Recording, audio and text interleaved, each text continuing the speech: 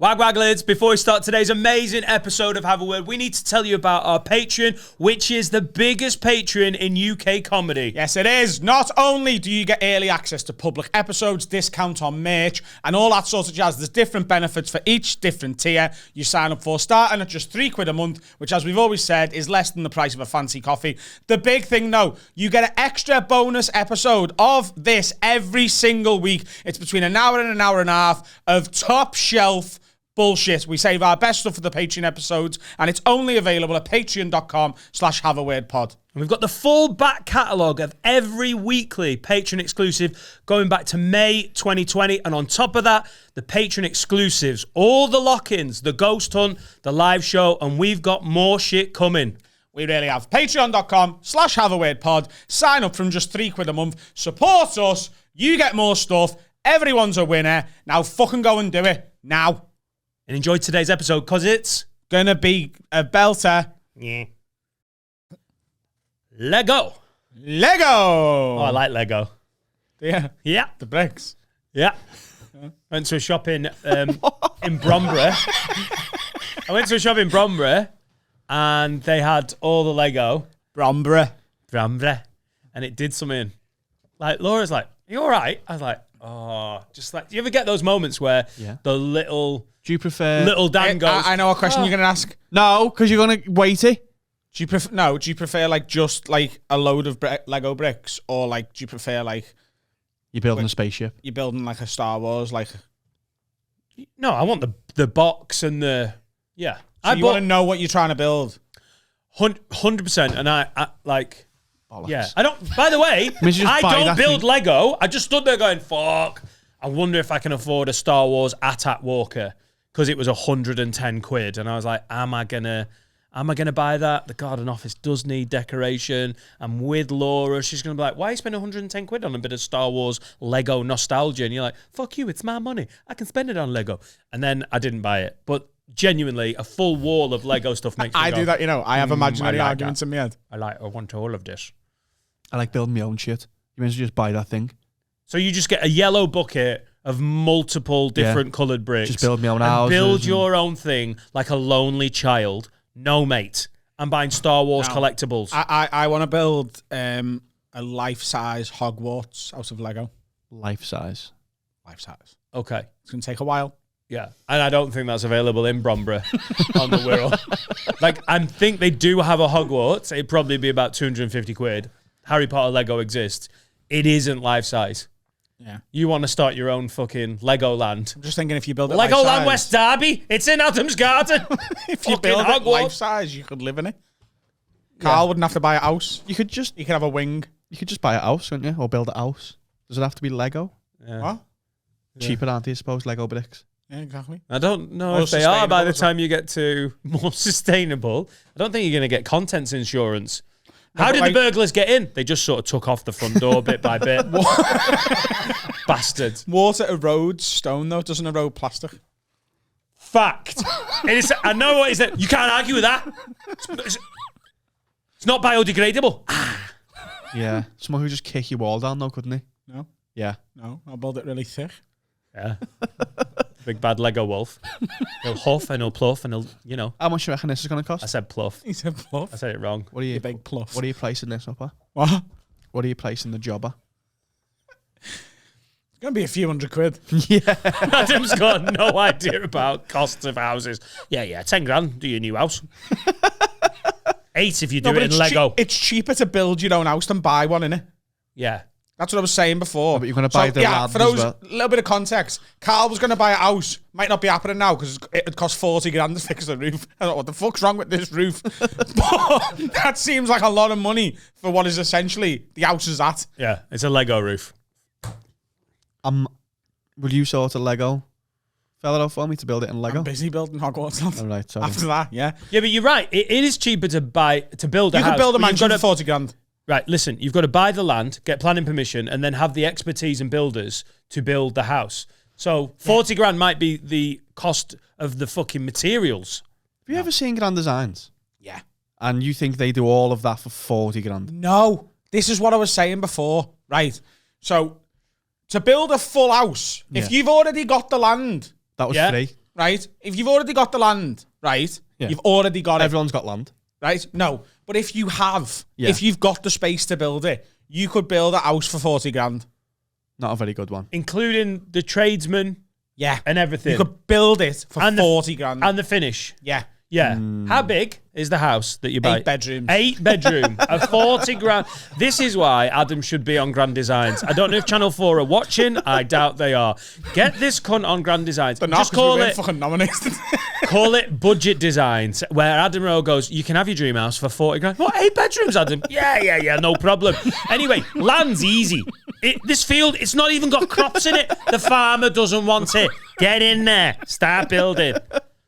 Can I really have an 8-bedroom house for 40 grand? Defo? What I always think on Grand Designs is there's a serious lack of negotiation. They just get a quote and go ahead. I'd be like, come on, let come round for some bolognese and we'll talk about this. Bolognese?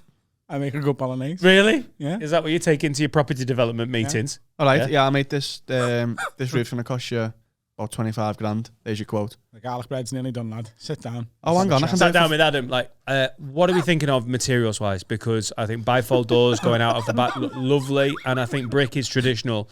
Obviously, a lot of people are building in wood. Have you considered Lego? Because I have a supplier in Bromborough. You might have heard of it. It's Smith's Toys. Okay. You say garlic bread? Yeah. I can do it for 5. That garlic bread is worth 20 grand. No, but like a bit of hospitality. I'm Make sorry. traits, don't you? I'm sorry, what just happened there? I dropped it by 20 grand because the garlic bread was nice. Oh, nice. Okay, yeah. You'd be fucking great on Grand Designs. And if negotiation doesn't work, threats. They're always there, do you know what I mean? Oh, phenomenal. How much are the bricks? Who are you threatening? Who are you threatening in this scenario? The builder. Oh, the threaten builder. everyone though. Yeah, threaten everyone. You'd have to threaten everyone. You finish that. You start fucking whinging. Yeah. Just be like to the It builder. doesn't even look like Hogwarts. What's the point? Just say to the builder, right, I've bought all the bricks, build me house now. 5 grand, call it quits. And he'll be like, no. I'll be like, listen, lad, I bought an extra brick on top of all the ones we needed for the house, and I don't mind putting it right through your fucking head. Build the house. Nice. Yeah. I think that episode of And Grand if you're Design- dead, people will be looking for the murder weapon. Yeah. And I'll be like, you're not going to fucking find that. It's part of my new I bathroom. think just before you get sacked, I hope Channel 4 do air it, because although you won't get an 8-bedroom house out of it, it will get views, that episode, won't it? And at this point, Adam bricks someone in the side of the head. You don't let them film you bricking them. Oh, sorry, it's just threatening it. Yeah. Oh, yeah. Yeah. Because then people will go away from the programme and be like, oh my God, the amount of money we've been wasting building houses without threatening people. Why don't you just buy a house? What? Just buy it. Just Because you get more for your money. skip to the Bricking end. people. With threats. Yeah, but I don't want to live in a fucking caravan like Adam's Alan gonna threaten his way Partridge. into Buckingham Palace. Just get someone else do the hard work of building it and then be like, yeah, it is more expensive, but it's finished. Here's the keys. See you later. You don't have to threaten to brick anyone. I was thinking about that recently. Right. Buckingham Palace is quite big, isn't it? Yeah, it's pretty large, yeah. Right. And is it just the Queen that lives there now? That he's dead? She doesn't live there. Does she not? No, she lives in Windsor Castle. It's one of the royal residences. She doesn't live in Buckingham Palace. She sometimes stays in Buckingham Palace. Her permanent residence is Windsor So Castle. Buckingham Palace is their version of having like a caravan in Preston. Yeah. No, I know what you mean. I think that's Balmoral. Balmoral is where that's her caravan in Preston. You know, sometimes people have like a flat in town. Yeah. That's Buckingham Palace. Right. So no one lives in Buckingham Palace. She stays there sometimes. But and I think there's is a it staff just- that probably live there. Right. Okay. It won't be empty at any point. Right. But there's a few spare rooms. A few. Yeah. Yeah. Please say she should Airbnb them. I think we should be housing the homeless in there. Right. I think it should be the Queen and then all the homeless people that want to go. Right. I just think it would solve the housing crisis for homeless people. The housing crisis. The See homeless. any issues in that? What? Any potential issues? Having homeless people in a palace? Yeah. I think they no. No. You mean that they might steal stuff to sell it for crack? Possibly, yeah. Probably, yeah. I think the pawn shops around Kensington and that bit of London would probably know what's happening, though. When Buckingham Palace has become a homeless shelter, you know, if you run an antiques shop in and around the palace, when someone comes in like, yeah, I've got a fucking lovely Renaissance painting by Raphael. I need £100 for it. You're like, I wonder where you've got this. My mate Dave. Yeah, it's going to... Yeah, but the Queen's got so much money that she could let them do that and then just buy it back from fucking cash converters herself. She could just go in like once a week and be like, hello, can I have all my stuff back, please? There's a few grand. Yeah. She won't even notice. Oh, why has she become such a philanthropist for the homeless all of a sudden? I just think, she's recently suffered loss. Maybe she might start being a bit more charitable. Yeah. Yeah, they're like that, the aristocracy, aren't they? Very, very giving in times of need. Or make it an orphanage so there's no homeless kids. Right. Are there homeless kids? The way your brain works is so oversimplified. It's like, you need a house, you buy loads of bricks, you build a house. Land, bricks, builder, house. Homeless kids, palace in there, no homeless kids. Very simple way of looking at things. I like it. Just don't think it's happening. Do you not think, like, the Queen at some point might just get bored of having that much space now that she's on her own, and she might just, like, want a flat? And she might just want to sell the gaffs. Yeah, she's got to clean loads now. Because I'm sure he was doing bits. Yeah. Yeah, he was well known for hoovering. He probably dried. Yeah. She'd get a good flat. 2 bedrooms, so she's got, like, a bit of space for her mates. I wonder how big her royal residence actually is in Windsor Castle.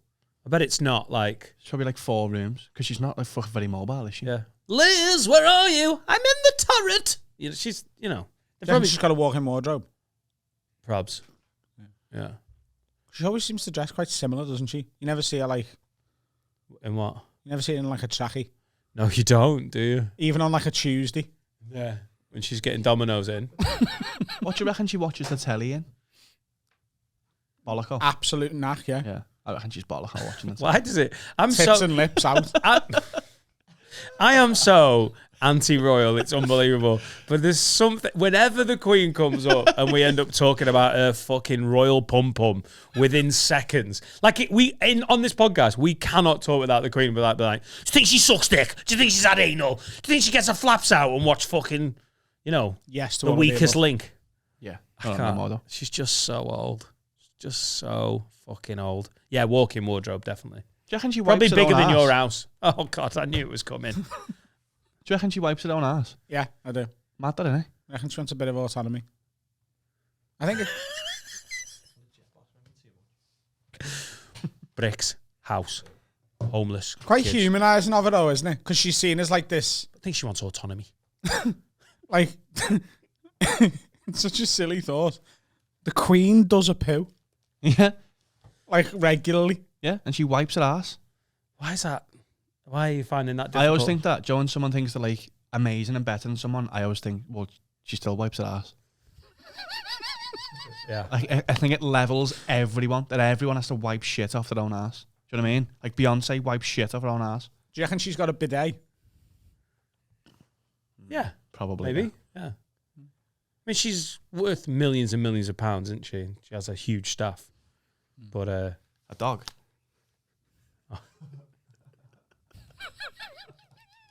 It's massive. That's so integral to her, Will. All right, Spike, lad. I wonder what gigging for the royal family would be like if you got booked for a private booking. How, if they were like, what one wants to do, it's this Christmas, not the royal variety, a private performance of comedians. Have a word. One hears that it's doing really well on TikTok. We should book Adam and Dan. How that would be? Podcast or to do stand-up? To do a Secret Sundays at Windsor Castle. Yeah. And Josh Jones with us. Get the family round. Not fucking Andy. that cunt Meghan. Don't invite her. Harry and Meghan can fuck off. But everyone else is round. Charles, old Cams. Do you reckon Harry and Meghan now are just like bouncing around wherever they live? Just like normal? Do you reckon he's going to like the local Tesco? Don't worry about the gig. We'll not do that. We're not doing that. We're doing Harry and Meghan. Soz, guys. I've got ADHD. Ask a question. Like, I don't care. Do you reckon Harry and Meghan? And like, I'm meant to answer that question. Fucking prick. I think the gig will be good. All right, nice one. Yeah, I think they're probably bouncing on wherever they live. They're in LA. They've got a big house in Bel Air, innit? Anyway, go for a break. There's no way that they're moving around with an entourage, aren't they? There's still royalty. There's still No, they're not still royalty. Being stripped of that title. Okay, then. Well, they're still of royal blood. They've still got people who'd want to hurt them. They aren't. He is. Well, he is, sorry, yeah. All right. Fucking Piers Morgan. She's not. She's not of royal. Let's get it right. She's not of royal blood. No, okay. She's in Horrible Bosses. I fucking love her. I think she's amazing. I think stick it up their fucking arse. She's stunning. She's hot. She's 40. She looks fucking amazing. She's 40, I'm 40. I look dreadful. I'm a big Meghan Markle fan. I also love that. I think you look better than she does. Yeah, all right. Good. You're forgiven for the royal family gig. Thank you. But that whole thing of like, I've been entertained by them since they did that interview with Oprah, where Harry just had the befuddled look of a ginger kid who is fucking an amazingly hot wife and is just like, she's so crazy, she's mental, and I've just got to go along with her because she's the fittest person I've ever been allowed near. Like, that interview just gave off the vibe of like, she's in charge, I'm in love with her, she's dead hot, we're into some kinky shit, and I'm scared of her. So I'm on Oprah now slagging off my nana. Would you fuck your nana? I just thought, I was like, because I've been there. I've been in love with a crazy girl who's been like sat in his easy going, and that's why your sister's a bitch. And I was like, yeah, she's not though. She's my sister, but fuck me, you're really good at sex. All right. And Harry just gave off all of those vibes in that Oprah Call interview. your nana cunt. Call your granddad a racist. Yeah, but they're all racist though, aren't they? You're like, they're really nice. I like them. Yeah, they are. They're dickheads. And now we live in LA. I think it's fucking brilliant. I'm a big fan. Do you reckon he has to get a job now? They do have a job. What are you on about? What's his job? They've got a massive deal with Netflix doing podcasts and documentaries. Oh. They've signed a huge deal. I think Carl meant like working in the Amazon warehouse. I mean, he's trying to keep himself busy, hasn't he? Yeah. Yeah, he does. With Netflix. With his big multi-million-pound Netflix deal. What does he, yeah? Yeah. He doesn't have to deliver for Amazon. He's not like a circuit comedian that lost all his gigs. Right. Like, oh, you're not allowed to open hospitals in Cambridge anymore. Oh, shit. I'll have to do DPD. If I ever become an excommunicated royal, I think I'd wear a disguise. Because people would want to stop you. And like, we get stopped quite often because people like our podcast. Yeah, you do. Yeah. If you're a prince. I could let my dick out in Liverpool city centre and everybody like, don't fucking look at it. It's not even worth looking at. The only place I get recognised is on the fucking school run. Middle of Liverpool city centre with Adam and Carl. Everyone's like, all right, there's some lads. And an old guy. These two, every time they fucking walk out of the front door. We went to the post office in West Derby. Lads, can you sign me stamp? I go in Liverpool City Centre, we're in venues, everyone's like, oh yeah, is that Adam's uncle with him? That happened in the post office And last week. every time, We went to the post office. Oh, fuck off! I'm on the school run with my daughter, and other dads are like, all right, Dan, I'll listen to the podcast sound. And to be fair, I was a bit eggy about that last time. Absolutely sound. It's freaking Laura out. I think it's entertaining. That is the only place I get recognised. I know, we were sending the children's parties. We were sending the posters. To the Patreon posters. Yeah. What's all these, lad? What are they? Oh, the posters. He was like, right, we've got a podcast. And he went, oh, what is it? He went, have we heard? And he went, oh, I know, yeah. So yeah, we did get recognised. Fuck off. I don't think it counts as getting recognised if you have to tell them I know, but what you do and what it's called. It's that one! Yeah! Do you know if it gets massive? Do you know if this gets like, we've got like 200 million patrons and we're doing like 1 billion downloads a week? Right. We were trending all over the world this week. Thanks to everyone who listened to last week's episode, by the way. Charted all over the planet. Hello, Lebanon. Shout out Beirut. But would you ever consider wearing a disguise? If you were getting mobbed everywhere? I want to get recognised once, and then I'll deal with the long-term problems of being mobbed. What would your disguise be, though, if you got to that stage? Blackface. Blackface? Yeah, I think so. Yeah. I'd do Chinese face. Okay. It's not as morally reprehensible. How'd you do Chinese face? Well, I'll get a designer to figure that out. Oh, yeah, that's a good call. Okay. Yeah. I could probably give you a cheaper quote on that.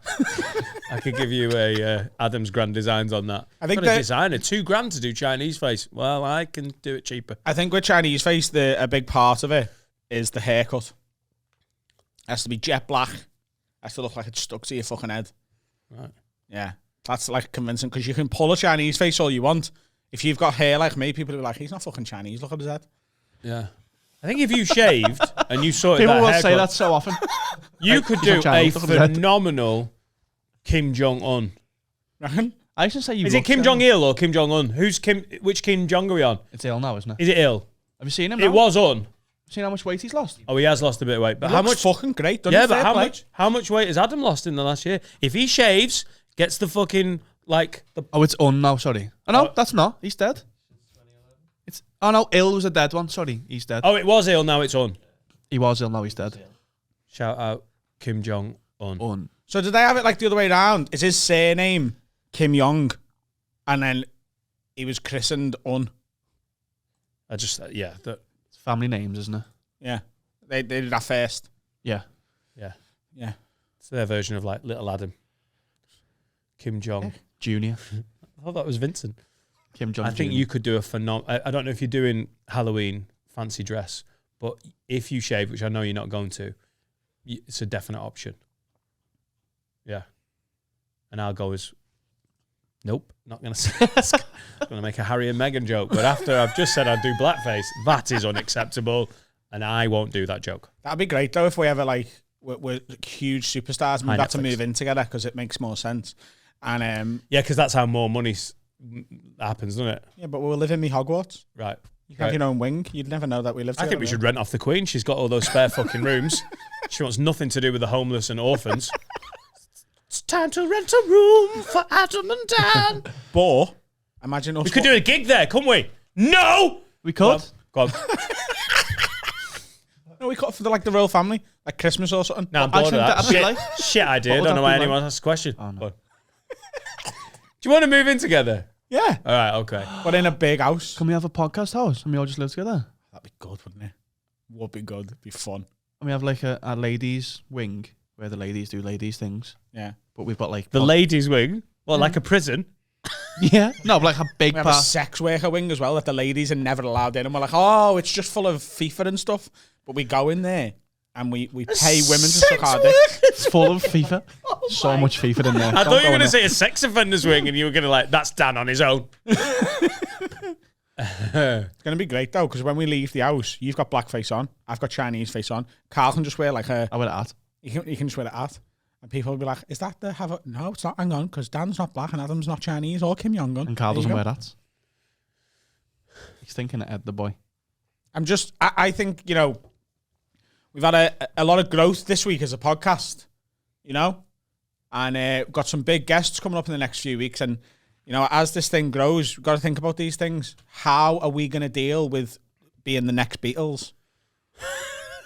We spoke about this the other day. You'd be John, we think. Because I'm the genius behind it all. And the gobshite. You'd be Paul. I can't answer that right now. Yeah. I'd be George and Finn would be Ringo. Because no one's asked about Ringo. And Steve would be Brian Epstein. Or Pete Best. Footballer. Yeah, Steve would be George Best.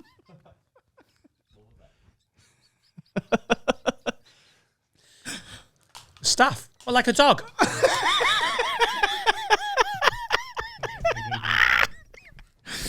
What have you got coming up on the weekend? Where are you working? Are you not working? I'm in Runcorn tomorrow night. I was in Shrewsbury last night.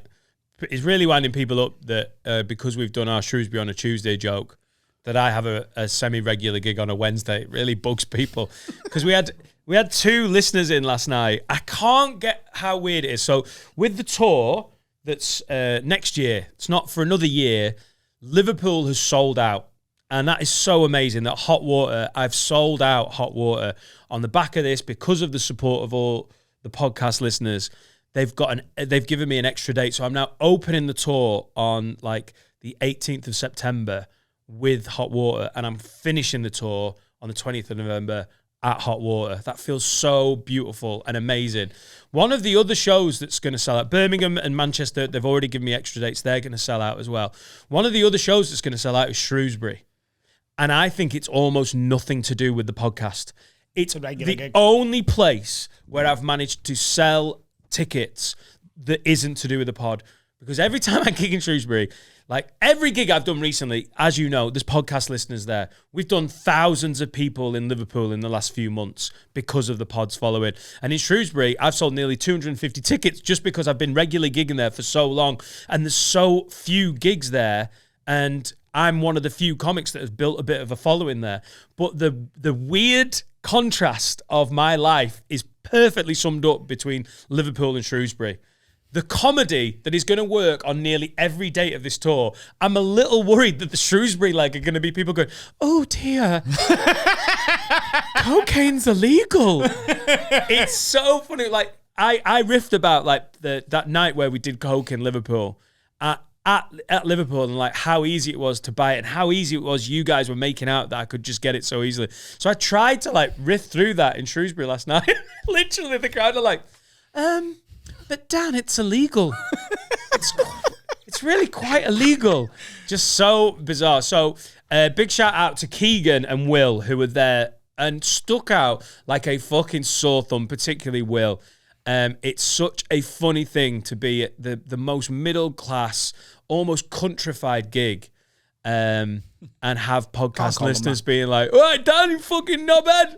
And everyone's like, no, we like him. It's really strange. So I don't know how I'm going to deal with that. But thanks to everyone who's bought tickets for all legs of the tour, particularly Liverpool and Shrewsbury. I think it's going to have to be a sort of like, I'm going to have to tone it down a little bit in Shrewsbury. No, just lean in. No. What you do is you go on and you do your show, how you want to do it. Because your name's on the ticket and your name's going to be on the fucking gobo at the back of the stage. You go on and you do it. And those 250 middle class, up their own ass, fuck their nana cunts can sit there and take it because they've paid to see you and what you want to do. And if it works everywhere else and it doesn't work there, fuck them. No, the weird thing is... Fuck them! The weird thing is, they're totally on board as well. But I just think everything we do on this podcast will literally work because, like, the pod references will work in the tour. If I do pod references in Shrewsbury, they'll be like, sorry, what? I think the show will work fine, but any references to the podcast, Shrewsbury will be like, I'm sorry, what? Pod what? It was, I am, obviously, the show's going to work. So what I've been thinking recently is like, obviously you sold the tickets because of the pod, but you can't do loads of in-joke. But I am going to play to the podcast listeners. I want it to be for everyone. If you've just seen my name and gone, oh, give stand-up a try. If you're a +1, I want it to still work. But I'm not going to shy away from the fact that it's the pod that sold the tickets. Yeah. So I am going to write the show with you lot in mind. And if Shrewsbury are like, oh, didn't like it, that's fine. We won't do as many tickets in Shrewsbury next time. That's all right. I hope it will. I hope they'll get it. But I am not going to shy away from the people that have helped sell this tour. No. I'm going to make it for this lot. I think there's a good balance to get there. And I think the best person at doing this is Tom Segura. So if you watch, the more I listen to Segura's podcasts with Bert and with his Mrs. Christina, there's so many references that they have as regular things. And if you're a regular listener, it's a little bonus on top of the rest of the podcast. But the rest of the podcast is still accessible and palatable for a casual listener. Yeah. Which I've been for a long time. I'm not a big podcast listener, as you know. But then if you watch his specials, there's bits that when you watch the special as a non-Tom Segura podcast fan, you go, oh, okay, he's just said that and it's funny and whatever. And then you realise they're actually references. Like there's a bit where he goes, Soo-wee! On Ball Hog. And it's only from more recently listening to more Your Mum's House that you get what that is about. The bit's still funny. There's just another layer. A little nod for, oh, you're a listener. There you go then. Here's a little extra funny bit for you. And I think that's that I've had a bit of a whinge a couple of times on here about people coming to stand-up shows and shouting podcast catchphrases out, which still, by the way, no one's done that for a while now, and thank you very much. And it absolutely needs to stay stopped. But I think us on stage, giving them a couple of the little catchphrases, Like, if you do a routine... I'm doing it now. As you're saying this, I know exactly what bit I'm doing it. If you do a routine about someone who's pissed you off and you just go, cha! Yeah. That's all it takes for the audience to go, that was for us, that. I do that bit about Laura watching porn. And if you're just watching, you've never watched the pod before, you've never heard our references, the bit is about Laura getting some time to herself, getting the laptop out, and then I act her out and I go, Mama like that, Mama like that. If you've never seen this pod, you'll go, oh, he's saying that. You go, like, Mama like that. Like, if you get this pod, you know exactly what I'm referencing. It's not to exclude people who've not seen the pod, but it's a very nice problem to have, to be like, oh, how am I going to... But I am not just going, I know you listen to the pod, but this is just my show. This show, it's going to be with these guys in mind, because I know you've been touring, you've built a following through clips and everything. This tour is sold for me almost entirely from the podcast. And we'll see how Shrewsbury, like last night is a perfect example. You know that story about getting ID'd? There's a bit in it where I start doing the Jamaican voice and I just go, just to let you know, she was black.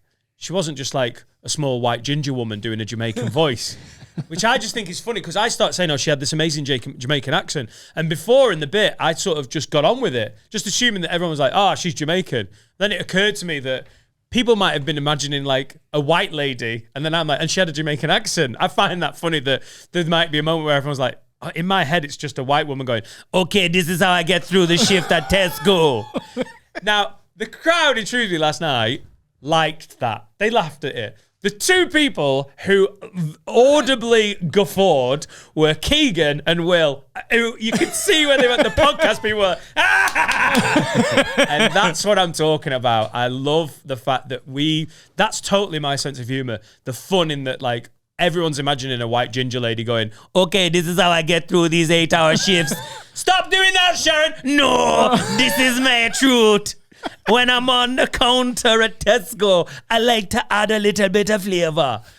But yeah, it was noticeable that they were like, fuck yes, this is what we love. And I'm just going to lean into that and give a fuck. You absolutely should. My tour's going on sale at the end of the month. I'm so excited. I booked my tour support yesterday. I'm very excited about who that's going to be. That's going to be fun. Dates all over the gaff. Same size rooms as I did on my last tour. Because I'm outwardly, I'm an optimist, but I'm also sort of like, let's just see how things go. So there's a chance that when I put my tour on sale, it just sells out because they're small rooms considering how big this podcast is. And then if that happens, we might look at putting a little extension in. But the initial run of the tour is going to go on sale at the end of the month. Pretty much all the major cities. There's a couple that we haven't quite figured out yet, but they might be added at a later date. But Liverpool, Leeds, Manchester, Sheffield, Birmingham, Nottingham, London, they're all there. And if any of the venues aren't big enough, get some Lego. Just add a second, room or, Put a little balcony on. We can only do 400 seats in this venue. Don't worry. Get some bricks, some Lego bricks, 600 seats. What, you can't do it? I will bash your head in with this brick. Oh, hang on. Make it a bigger theatre or I'll smash your fucking head in. And closing off the tour at Buckingham Palace. So that was from before. Nah, gig wasn't What, for the Queen and that? Yeah. Like for the Royals? Yeah, doing a gig was stupid. Would that work? Nah, I don't. I don't even want to talk about it. I don't want to talk about doing a gig for the Royal family. It's a good I don't know laugh, why anyone would bring it up as a line of banter. Shit. What would you talk about? Her pussy. Would you roast Andrew? For the risk of being shot? I think he might be the only royal I actually like. The paedophile. The fucking. He just seems like he has a bit about him. You know why? Because he spent time on a pedo island. I'd do the pedo island and he better fucking laugh. If I do pedo island and he doesn't laugh, I'm like, come on, mate. You definitely get it. You get the references, fuckface. Have you ever spent Christmas on pedo island? Let's have a little break. Can you put that button? Because you've gone back to the pedo island thing. Again. Wag lids, hope you're enjoying today's Patreon exclusive. We've got some new merch that you can see over my boobie. Is this real? This is an ad, this. Oh, for the merch. For the merch that you're wearing. Get one of these ones, but when you buy it, get one that fits you. They come in different sizes, but I would definitely maybe order one size up, unless you want to feel like it's a Tammy Girl starter bra. HaveAWordPod.com is where you get the merch from. And it'll save you wearing that pile of shite that you're wearing at the minute. We just said don't be doing the mean thing. You look like a fucking pedo. Get some merch. But he can't help himself. But look at them. Look through the camera at the fucking scruffy twat on the other side of it. I like you. I think you look good. Fucking pathetic. But you'll look better in Have a Word Pod merch. That's what I was saying, just in a more polite way. And that's here. Because Carlo put the graphic in. HaveAWordPod.com if you can't read. Get on me. Hello, mother. Hello, father. Can we go carol singing? No, next. No. Yes, please. Honestly, so much I want to. In December. In December. But do you think I'll get recognised if I wear a hoodie? Have a word hoodie. Yeah, with your own face on. We wish you a Merry Christmas. We wish you a Merry Christmas. No, but here's the thing. I only want to do 90s hip hop. Right. I just want to... Go on. I just want to, like, knock at people's houses and just start spitting bars. Now, hang on. Do you want to sing it in the style of hip hop, or do you want to do it as a carol, like, bitches ain't shit but hoes and tricks, lick on these balls and suck the dick? No, I want to spit the bars at them. You want to... What's my motherfucking name? That's all me, but it doesn't matter. I'm flexible. Yeah. Wasn't spitting the bars. I think the worst that was shouting the chorus. Yeah. What's my motherfucking name? No diggity. Yeah. What I'm thinking is the worst part about carol singing is the songs are shit. Yeah, they are. And that's why people are like, oh, fuck off. But if we were there and we were doing like a Take That remix or a mega mix of like Take That, Busted, the Backstreet Boys. What happened to hip hop? What happened to hip hop and spitting bars? Both. You went too quick from hip hop to Take That. I'd prefer Christmas carols to Take That. I think we should do Nas into Take That. It's Take That, but what you're taking is a cap in your ass. McBusting a cap in your ass, we call ourselves. Lottie-dottie, we likes to party, we don't cause trouble, we don't bother nobody, we're just some triggers who are on the mic, and when we rock up on the mic, we rock the mic. Right. You don't know any 90s hip-hop, do you? Is that part of the problem? Is that why we got to Take That quick? Was that I also remember them songs. That was At and Deck, wasn't it? Yeah. Yeah, I actually like some Christmas carols. Yeah. No, I know what you mean. You could mix it up and like skip. But I actually do. What are some of your faves? What Christmas carols? Step My into favourite Christmas. Carol, Step into Christmas. Yeah. Driving home for Christmas, actually. Lloyd Griffith, love that chat. I remember that. Haven't spoken to him since. I don't know any. Can you tell me some? I don't. Good King went last looked out on the feast of Stephen. And he had some fucking scran because he was starving. Yeah, that's the one. I've never heard that before. He washed it down with Pepsi Max. They haven't sponsored this song, but if you want to buy some, no one will begrudge you that. Good King Wenceslas loved a bit of Pepsi Max cherry. We've already sung the words, so you've kind of got the advertising anyway without paying for it. Oh, little town of Bethlehem, full of sweaty cunts. Oh, wow. I thought you were going elsewhere there.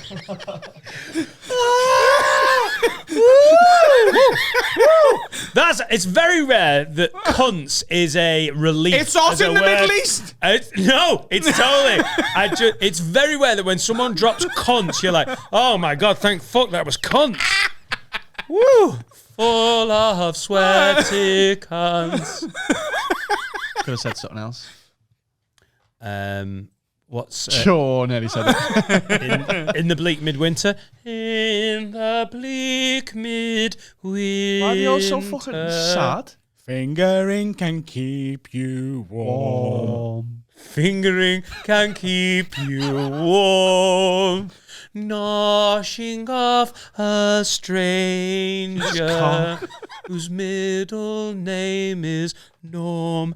Sean? The annoyance. I hope you clicked your face on the edit. It's like, fucking not Norm, dickhead, Sean. They all sound shite. Do you not know any Christmas carols? You're meant to be a fucking good Catholic boy. No. Do you knock at your house still? Why? What Christmas carols did you sing? You don't do Christmas carols. Go, Ed! Go, Ed! Christmas is dead good. Go ahead. Go ahead. Spend £2,000 on the baby. Go ahead. Go ahead. What's your hand doing? How can you not know Christmas carols? Go ahead, You're more Christian than me. You went to Cardinal Pissing. But we don't learn the carols. It'd be better, like, I'd do Christmas songs. I'd let someone open the door and be like, it's Christmas! Once again, Christmas hits are not the same as Christmas carols. They are! Right, I'm getting Lord Griffith. The only reason Christmas carols aren't Christmas hits is because back when Christmas carols were made, there was no fucking official UK charts company. 100%. You cannot argue with that fact. If you can sing it in a church, it's a carol. What other? You can't sing in for Christmas, man, in for Christmas. We used to sing the world's greatest in church. I've told you this. No, because you went to a dodgy church. You went to Father O'Leary. Like, get on me. We're doing church at the fucking. We'll do it at the Weatherspoons. Get on the spoons. The thing is, lad, I'm all for God and that. But there's no bar in the fucking church. Get down the spoons. Have a little get the kiddies in the corner. Do it on a Tuesday. Steak night.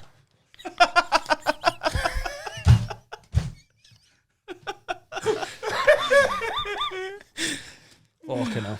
Have you got any other scouse? Like, Get On Me? What? Any other scouse hymns? Scouse hymns. Go ahead. Go ahead. I'm dreaming of a white Christmas. I'm talking about cocaine. You all got the innuendo. White Boxing Day, eh? Hey.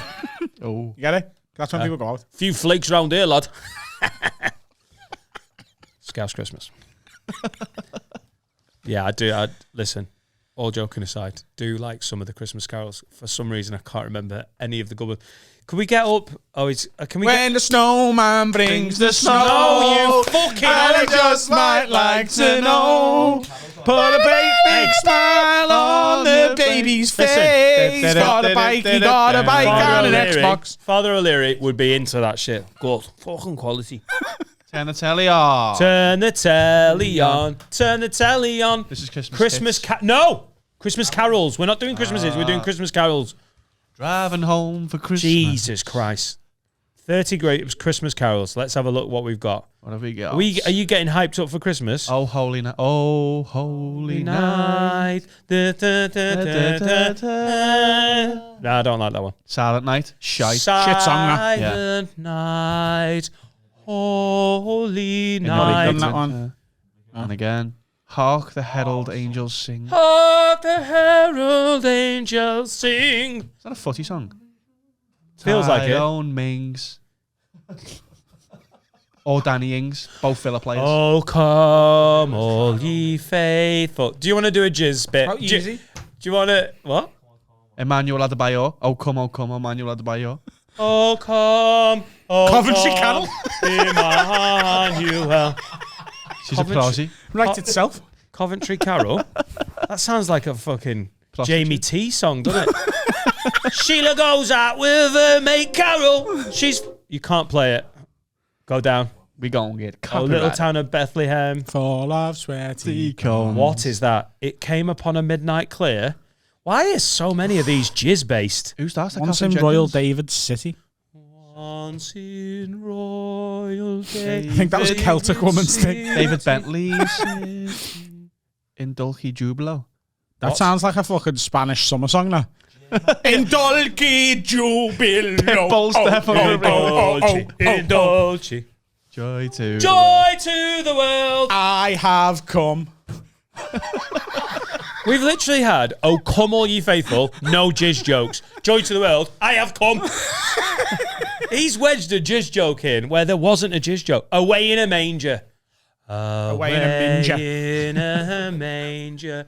No crib for a bed. His name's Arsene Wenger. Sussex Carol.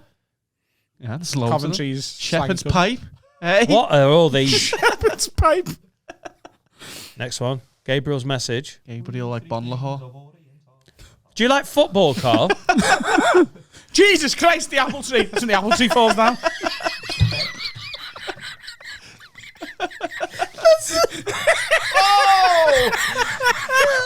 That's not a Christmas Carol. Jesus Christ! The fucking apple tree's gone. Things your dad might say on a windy night at Christmas. Jesus Christ! The fucking greenhouse has gone through as well. The holly and the ivy. Do you know all these? Yeah. When they are both full grown, of all the trees that are in the world. Carol of the Bells. Cock. Dicks. Ding ding. See amid the windstone. Ding dong, Merrily on high. I do not know the word. I know. Candlelight Cow, don't know it. Good King Wenceslas. Yeah. Angels from the Realms of Glorios. First Noel. What sweeter music. All music. Yeah, I don't know all of them. Say, not one of them. Like, if any of them come on in, like, a fucking nightclub at Christmas, no one's getting excited. But No, you're right.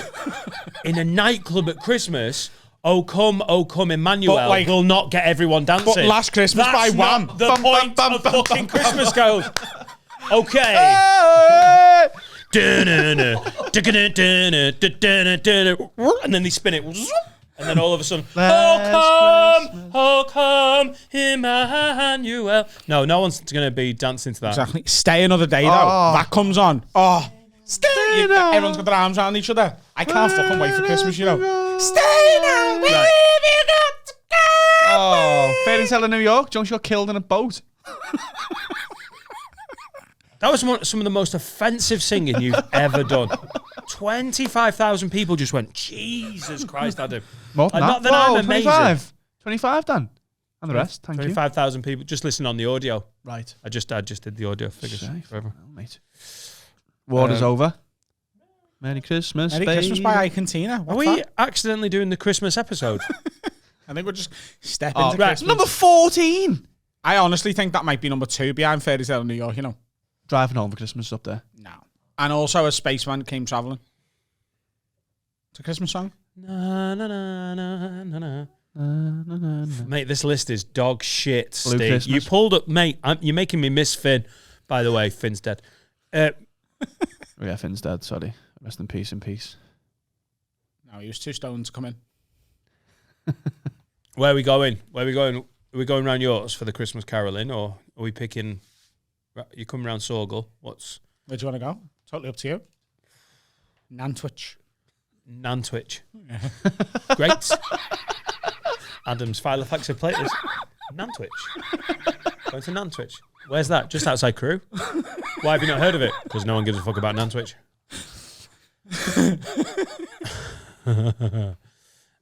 Should we do some questions? Absolutely. Yes, please. You're getting me hyped about Christmas, though. I love Christmas, you know this. It's really cute that you love Christmas as much as you do. So does he. Oh, it's the fucking best time of year. The weather's better. Yeah. Being hot is shit. Being cold is great. Correct. Well, you're not cold at Christmas, are you? Because you get to control your heat. Exactly. That's exactly what I mean. Oh, yeah, totally. Being able to control you. When people are like, oh, I love the sun. You don't. You've just been told that you should. You're a fucking sheeple. No, I don't. I genuinely don't mind the heat as long as it's just me I have to navigate round, because I can sort myself out. I can find aircon. I can find shade. I sleep with me dick out in the summer and I'm still hot. Yeah, Sefton Park in July. Get on me dick. I like having my top warm and my legs cold. Laura's always on about that. It's like as soon as it goes autumn, she's like, "Oh, I like it's autumnal." The least attractive thing on planet Earth is a man having a t-shirt on with no pants. Yeah, I'm not. Yeah, I know. But like in the winter, I'll go out with like my coat on. Let's say I'm going around the shop at like 9 o'clock at night in the snow. I'll go in my flip-flops and shorts with a big fucking massive coat on, and I feel perfect. Like a prostitute. Yeah. Like a street whore. Ready to go. Snow's a bit too far, innit? Snow's a bit of a ball ache because I drive places. It's a fucking... I like it cool. Snow is good for an hour and a half and then shit for a week. No, snow is good when you're like, oh, and everyone's looking out the window like, oh, it's snowing. And then it's shite as soon as you need to be somewhere. Yeah. It's annoying, innit? I like that when it's a nice day, the sun's out, but it's crisp, cool. I can deal with that shit. Love that. Have you got And also, if I'm cold, the NFL's on, so I'm all good. Have you got snow chains on your tyres? No, because I don't live in Quebec. When have you ever put snow? I'm just trying to think about Christmas presents. That's all. Oh no. Oh no. I had an idea for your Christmas present yesterday. No. Do you remember this last year? Oh no. This is the callback I didn't want. Dan, have you ever? You like headscarves, don't you? Oh. Oh God. Just You listeners don't know this bit, but at Christmas, the dickhead questions about what I do and don't own and do and don't like. Look at them thinking of them now. I can hear the Can brain. you fly it? You can fly a helicopter, can't you? Shut the fuck up. You like remote control tarantulas? What? Remote cock control tarantulas? Said it wrong though, didn't you? Remote cock control tarantula. You stick your cock in that tarantula remotely. Yeah. They'll fucking move. Do you like novelty Simpsons mugs? I actually do, yeah. I love that. I'm trying to decorate the garden office at the moment with some objet d'art. Oh. What's objet d'art? Bric-a-brac. Right. Nostalgic tat. I've got a He-Man. I've got Battle Cat from He-Man. Do you like? I've got the Stay Puft Marshmallow Man. Do you like nice banisters? Do you like dado rails? Yeah, I do, yeah. Oh, I hate you. Gotta be honest with you, I've got no idea what a dado rail is. Isn't that a picture rail? Oh, it's not to the middle, isn't it? I think it's the wood that goes right, you know, like in your nan's house when you were a kid. It's the middle bit. And the bit between the paint and the wallpaper, because they were like the arse wallpaper and everything. It's picture rail, dado, skating boards, is that right? Is anyone else thinking about Dido and Eminem? Literally, I can't hear Dido one more time without thinking like... My walls got paint, I wonder why. I ran out of wallpaper. That's it. Sing that on the carols. Make sure that comes out. We wish you a Merry Christmas, lad. The paints are run out of fucking wall, lad. And the fucking spoons in West Derby. Any questions? Yeah. Oh, sorry. I thought you might have a few more for me, you random cunt. It's so hard. Wait, right. Can I just tell you? Do you like flags of South American countries? Yeah. Yeah. Yeah, I do. Peru.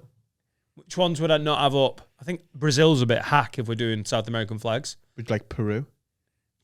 Yeah. Love an Argentinian flag. Oh, beautiful. What a beautiful blue. Stunning. Do you like ashtrays? Very similar to the trans flag. Do you like ashtrays of Peruvian cities? Like, you know, where it's like, you know, if you go to like, I don't know, Madrid and you get like a novelty ashtray. Yeah. Is there any Peruvian cities that you really like? Lima. Have you got any other options that... Yeah? Peru City. Peru City. Cusco. Cusco. That's where couscous comes from. You're cheating cunts with the Google. No. Little editorial note. Whenever we start the second section, we go too far, the questions seem so fucking redundant. Because Adam going, do you like novelty ashtrays from Peruvian cities? And I'm like, so-and-so says something that seems normal and boring. Lyndon Bow says, shut the fuck up. I just want to know your biscuits in situation. I'm biscuit tinless. What's your favourite colour of tea towel? Fuck my life. It's October. Mid-October. Step into Christmas, Dan. Yeah. That's 8 weeks of planning. Oh, got to ask you questions now and figure out what you want. On my face. And get a fucking novelty tea towel and ashtray from Lima. Do you like life-size cutouts of minor celebrities? Yes. Ross Kemp. Yes. Genuinely, if you got me a life-size cutout of Ross Kemp or Fern Cotton, they're going in the garden office and it'd be fucking great. Are you winking at them? What? Are you winking? I think he's doing Chinese face.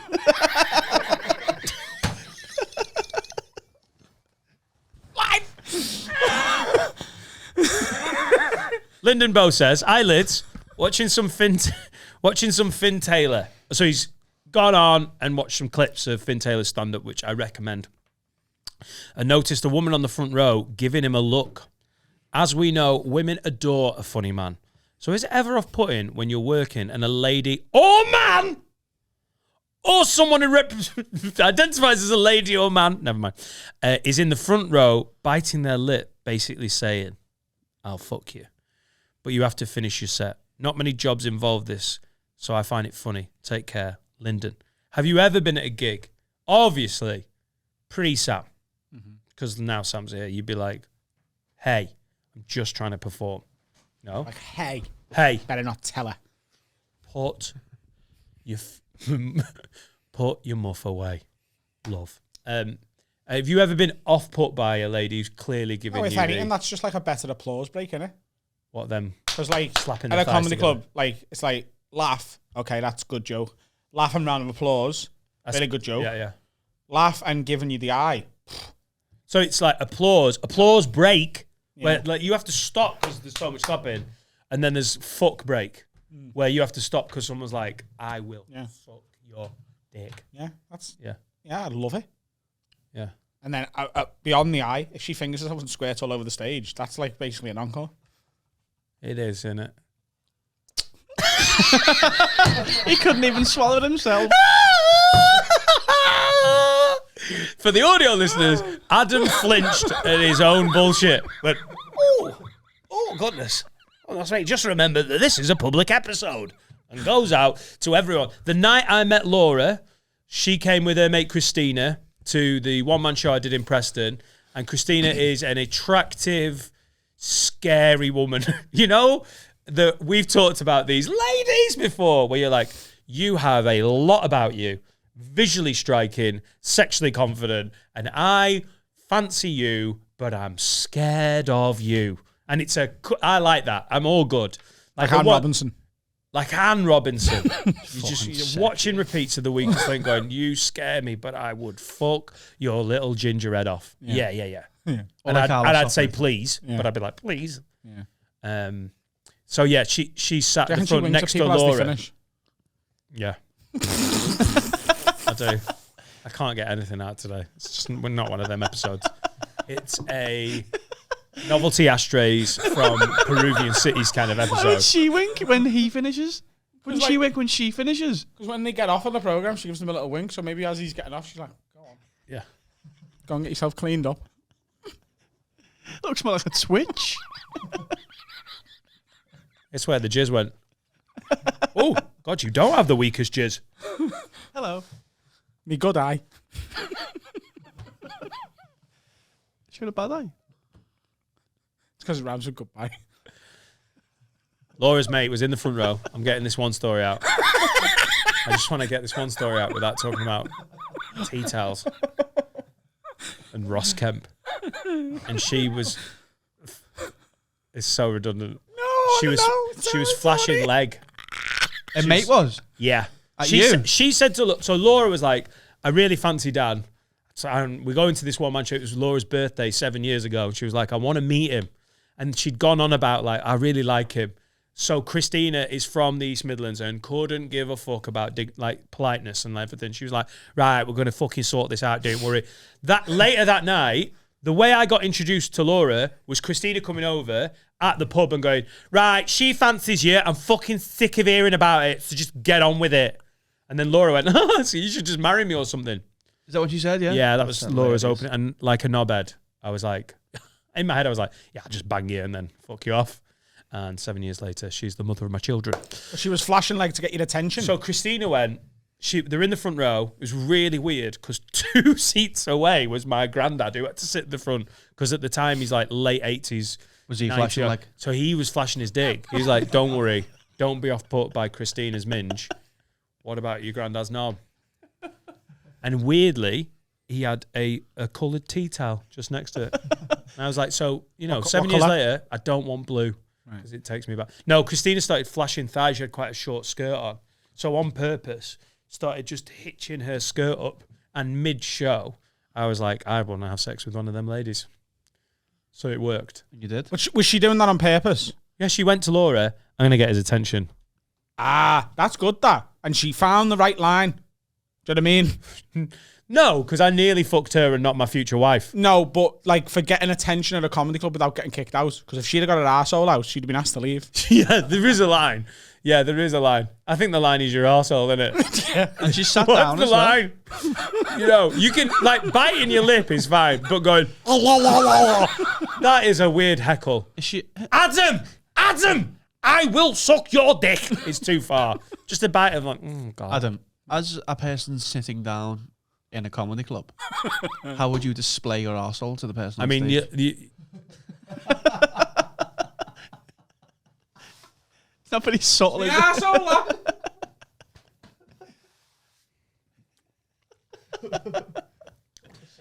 It's been quite something today, hasn't it? It's been a lot. I mean, if you were a lady in a skirt, would you not just sort of like go for the other option of like lean back a little bit, like hitch your legs up? Show the pum pum. Yeah. Would you? Yeah. If you were being subtle about it, I don't know how subtle you can be. I don't know if you'd bend over and go. No, but that's what I'm saying. That's my bum bum. Like the subtlety is important. So that would be. Yeah, it is, isn't it, Adam? Yeah. Calling kettle black. Adam, like, subtlety is important. Jizz all over the stage.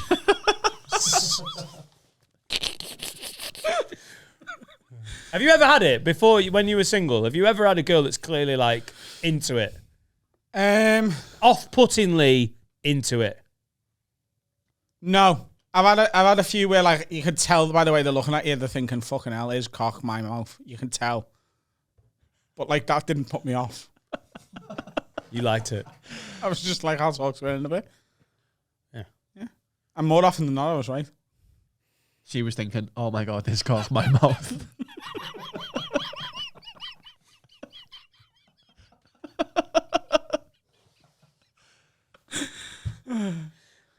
There's no questions.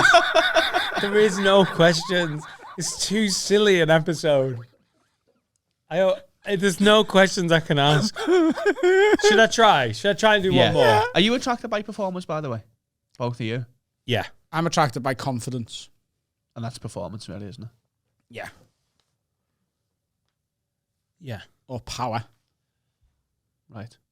What? Confidence and power. You're attracted to power. The Queen? What? Please leave the Queen out of it. Can't talk about a 96-year-old's fanny. Okay, I'll say one thing on it though. What about Theresa? I'm more likely to fuck the Queen than just a random old woman with an identical face. Yeah, that's true. That is true, innit? Because you'd be like, why would you bang a 96-year-old? But then why would, if you bang the Queen, at least it's a podcast story. Yeah. Yeah. Yeah. Attracted to power. Or why confidence. can't we talk about the Queen for 6 seconds without talking about shagging her? Because we were already talking about shagging and the Queen come up. Right. It wasn't the other way around. What about Theresa May when she was in power? Where you were like, oh, even though she's a Tory, she is the second female prime minister of this great country. Mm. Whoa. Deborah Meaden. She loves fucking Scousers as well. Hey? Yeah, maybe you've got me. I think I like power on fit women. So you like fit women, don't you? Yeah. So I'd fuck a fit prime minister. Yeah, if Kelly Brook was prime minister. If Lucy Pinder is ever the leader of the Conservatives. Yeah. Why'd you go for such outdated page 3 models, by the way? It's Kelly mad. Brook? Yeah. There's just... Sam Fox, is she in there as well? Who's that? Oh, she's my dad's era of She's page a 3. glamour model from a long time ago. Are you into the power and shit like that? Girl boss? Would you like to be dominated? I genuinely... No, but that's different. No, that's a dominatrix is like... No, I don't mean that. That's sexual kink stuff. Yeah, but I mean... And you're talking about women that you're attracted to. Are you attracted to dominance? That's what it is. No, but power's different from dominance, isn't it? A powerful person... I think there's a line of where the power becomes unattractive as well. Like, the Prime Minister's a bit much, but like... Like a car park attendant. No, that'd but like that'd the be owner sexy. of a small independent bakery that's got a second shop. What, that can fuck you and give you free baps? Yeah. Like, Adam, you don't need to queue. I've been queuing for ages for a fucking vanilla slice. Never mind that. Adam's here. Is that where Vanilla Slice gets his name from? He's not letting this go anywhere, is he? Vanilla Slice? Do you think Vanilla Ice is named after a British custard-based pudding? It's too close to be a coincidence. It is close. Vanilla Slice. Sing his stuff at the Christmas carols. Can we have a break? Because this has been a special level of Artarted. Do you want to say goodbye with Alex Winchester? Oh, beautifully done. He's the new. Well, I am Alex Winchester, aren't I? Oh yeah. So it's you that's got to wear it. Oh yeah. What? Keith Rivington. Keith Rivington. You got to try and do ventriloquism now. You can't make it look like. Into the mic, can't hear him. So you're the voice. No, you're Back off. To the Ladies camera. and gents, just want to introduce a little friend that I've brought along today. I love it if no one's seen the context of this. It's, what's he called? It's my friend, Alex the Winchester. Scouse. What's he, a hawk? Falcon. The Scouse Falcon, ladies and gents, it's Alex Winchester. Hello, Alex. Why is he talking when you talk? Shut up. I've not done ventriloquism before. Hi, Alex. What's your name?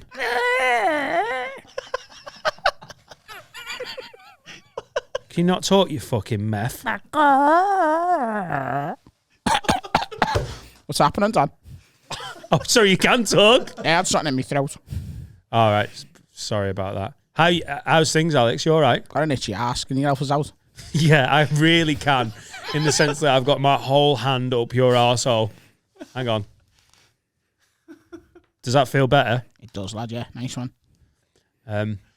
You got in the game on Saturday? It's early kick-off, innit? So, depends whether I'm up. So we're playing Watford. We are playing Watford, yeah. But you're a Watford fan, aren't you? Yeah, I do. I quite like the Horns. We should have started a break. Megan. You know there's a disturbance in the force when it's me doing an ad read because I don't do this shit normally. But Manscaped have dropped a new ad. It's important. We love these guys. They've supported us, so support them. This ultimate package includes the amazing Lawnmower 4.0. Manscaped, the leaders in male grooming, have done it again. 2 million men worldwide that trust Manscaped with the new Performance Package 4.0 by going to manscaped.com.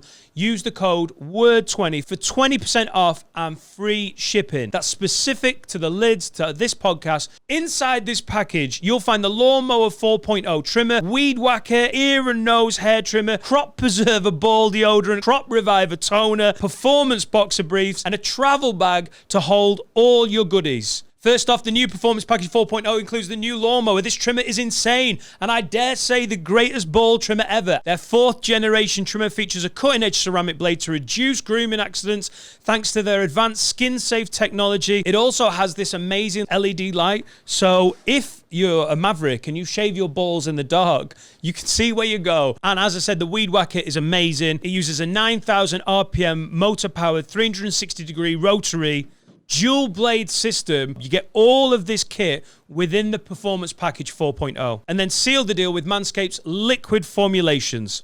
Their Crop Preserver ball deodorant for before leaving the house and the Crop Reviver ball toner. Manscaped even throw in 2 free gifts with every Performance Package 4.0. Get 20% off and free shipping with the code WORD20. Treat yourself. Go around the house, see what else you can shave. But shave everything. Carl, can you shave pets? Don't shave you pets' balls. Just use it on yourself. 20% off plus free shipping at manscaped.com using the code WORD20.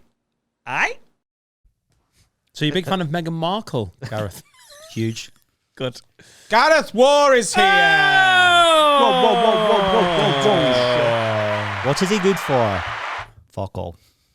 Absolutely nothing. Oh, because Waugh. Waugh. Yeah. Oh, good God. What is he good for? Coming on podcasts for free. We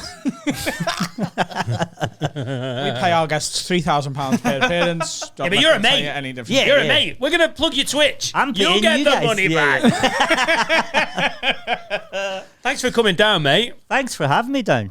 This is happening more and more. People are just coming to do the pod. They're not like, oh, I'm there. You're like, no, Yeah. I just want to come on. And he's walked from the train station. Did you Yeah. walk? Yeah, from Waverley. I was like, fucking people are going to call me a proclaimer here.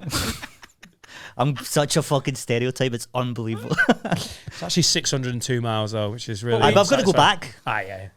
Travel lodge halfway. 600 more. Yeah. You walked possibly the only route that anyone could ever walk from Runcorn train station to here and went, fucking Runcorn's posh, isn't it? Posh. You could take one slight left turn and be like, oh, no. To be fair, I didn't say it was posh. I said it was nicer than I expected.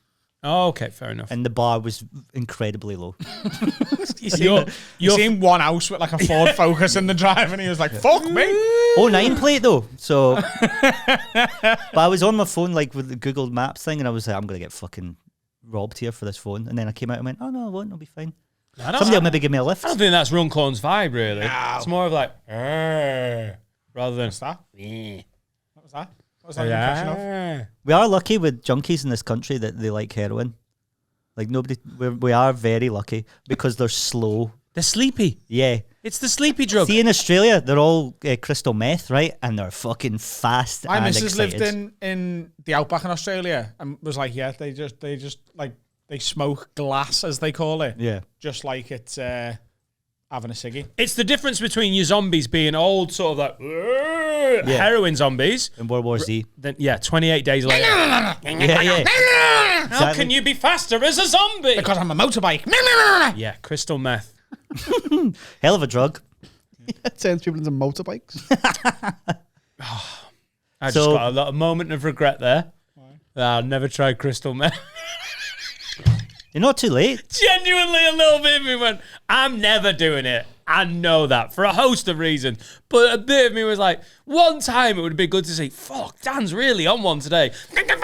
Crystal meth is like Primark heroin, innit? No. Well, No, it's not. It's methamphetamine. Heroin is an opioid, heroin, isn't it? Oh, so it's methadone? I'd say It's like a painkiller, isn't it? It's like methadone's like Zoom gigs to regular stand-up. Yeah, to heroin. Yeah. It's a methamphetamine isn't it just like a meth? We all looked to Carl there like, Carl. what is it, Carl? Carl, because you did a degree in pharmacy. No, like crystal meth is it's an upper. It sounds fancy because it's got crystal in the name. So you're like, ooh. Oh God. Crystal meth. Yeah, they go Not like fucking heroin. mental, don't they? Yeah. They're dangerous. Like Yeah. Okay. All I'm saying is we're very addictive as well. We're very yeah, it is addictive. Thanks. Yeah. Ask Frank. No, but what I mean is like, That's the thing. You gotta be careful. there's not many people who do crystal meth socially. That's true. Do you know what I mean? All I'd be getting a bag in. Some people are like, oh, I just have coke when I'm out with the lads. Yeah. I just have weed with my mates. Yeah. There's not many crystal meth heads who are like, look, I just live for the weekend. Yeah. Yeah, it's totally true. They're like, oh, Sunday night, put the pipe away. It's not many dinner parties where you'll get to the end of the dinner party and have everyone be like, listen, guys, cheese board or crystal meth? What do you want to do? Let's just. Can we do naughty? Hey, can we do both? Yeah. Jacob's cream crackers, some lovely Wensleydale, and a bit of crystal meth. Jacob's cream. Yeah, if somebody pulled out some meth, it would freak me out. What Yeah. did he say? He said Jacob's cream crackheads. And sometimes I find Carl's little one-liners annoying, but that was an absolute corker, to be fair. It was a cracker. Oh, fuck, you know. What is he good for? David Nugent's over here. Absolutely nothing. Tapping my goal in. Oh dear. Where are you from in Scotland town? Edinburgh. Oh, I've heard of it. I'm the only Scottish person actually from Edinburgh. There's loads of people pretend to be. Sloss pretends he's from Edinburgh, but he's from Fife. Yeah, he's from the gooch of Glasgow and Edinburgh, isn't he? Sort of, yeah. It's north of Heading in. Edinburgh. All right, It's okay. real shite. So there's not a lot of us, yeah. It's mostly English people there. Okay, good. Yeah. That's why it's the capital, because they put the important people there. Okay. Bingo. Okay, well, we've lost a lot of Newcastle listeners this week. Let's lose some fucking Scottish ones as well. Looking forward to do the live show in Sunderland that we are capable of doing now that we had a clip about Newcastle United go fucking mental. I can't believe anyone got upset by it. Like, we weren't taking a piss out of Newcastle. We're taking a piss out of the Saudi Arabian government. It was so funny watching so many Geordies, so many Newcastle Loved it. fans were like, yeah, this is funny. I don't give a shit. It's funny. And so many were like, yeah, this is fucking disgraceful. This is racist, which I have never been like. Come on. Behave. I know you love Newcastle. I know you love your team. We weren't having a go. It's funny. We could now sell out a really big theatre in Sunderland. This week, I think it'd gone fucking mental. And we'd have to basically open and close with that bit. You called it as well. You said, you're like, how long until they're all in tea towels and aviators in the street? And it was like 20 minutes after the announcement they were doing it. It was 20 minutes after the podcast recording ended. It wasn't even by the time it came out. So like, but I'm in a WhatsApp football group with a bunch of Geordies, and they're like, oh, they've said they're going to invest in the community. We're going to get like all this good stuff. And I was like, no, he's fucking hard. And then they went, they promised. And I went, oh, sorry, I didn't realise that Shamil Ben had promised to build a fucking pool in Blythe. You cunt. Forget signing. We need the supporters to take us to the hearts. We need to build world's first water park in Northeast England. Really, if you're going to be owned by quite militant Muslim owner like Saudi Arabia, you don't want water park and swimming pool to be their go-to. We have built you a beautiful, beautiful swimming pool in Benwell. Yeah. We have some rules about dress code. Yeah. No bombing. Are you Russian? Can we have another clip on this? Why was my Saudi Arabian so Russian? I don't know. I liked it. Oh, thanks. It's good. But yeah, they're like, no, here's some candidates to replace Steve Bruce. Like, forget that. We need to put Flumes in. First things first. Hi, Newcastle. Please don't fuck us off. We're just doing the jokes. What is it like at Fringe time? Is Edinburgh as annoying as a proper Edinburgh local? I fucking love it. It's like all my mates from all over the world come and visit. So like, it's the best. So the thing with the Edinburgh Fringe is, and it's like a well-known trope, isn't it, that the locals hate the Fringe.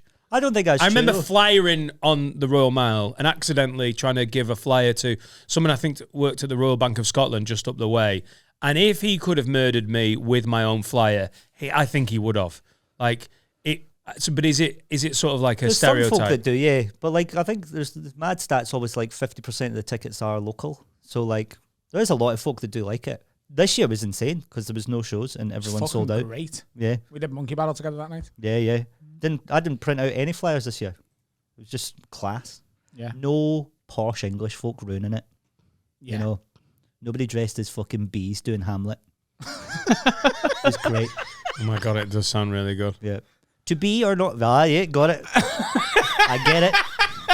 Fucking relax, Tarquin. A college drama group doing their whole performance in full costume up the Royal Mile. Some cunt just lying in the street with a flyer like that. Like, grow up, mate. My favourite thing, I know this is so stupid and it was such a waste of time for everybody, was on the Royal Mile once, I took a flyer off someone and the title of the show was The Flyerer. And on the back it said, "You have seen the show." That's quite good. That's quite good. That guy doing his own bits. I just want to know whether he lives in Edinburgh or whether he's come from London who's gone, I know what I'm going to do. Yeah. I'm just going to go and stand in Edinburgh for a month giving flyers out. Doing a 1 second prank. 5,000 times. I'm just refusing to flyer people. Be like, no. Yeah. No. That happens to me at night. You know, when nightclubs are flyering in town. That's where you know you're a bit older. Do you know like young person. Nope. Me and Adam got flyered by the same person in Manchester last week 7 times. And in the end, I just told him to his face to fuck off. What? How are you in one place 7 times? Was he following you? We were looking for an Italian restaurant. And so we were walking up down the street and so was he. So every time we passed, he went, yeah. We were like, fuck off. He wasn't from around here. Like the first couple of times I was like, is he Italian? No, he wasn't. Maybe he was trying to help us. Was he some form of Saudi Arabian Russian? Hello, my friend. He seemed Eastern European by his appearance. The first few times, very patient. First time I was like, no thanks, mate. Second time, no, still, no thanks, mate. Third time, no, mate, we don't. No. What was it for?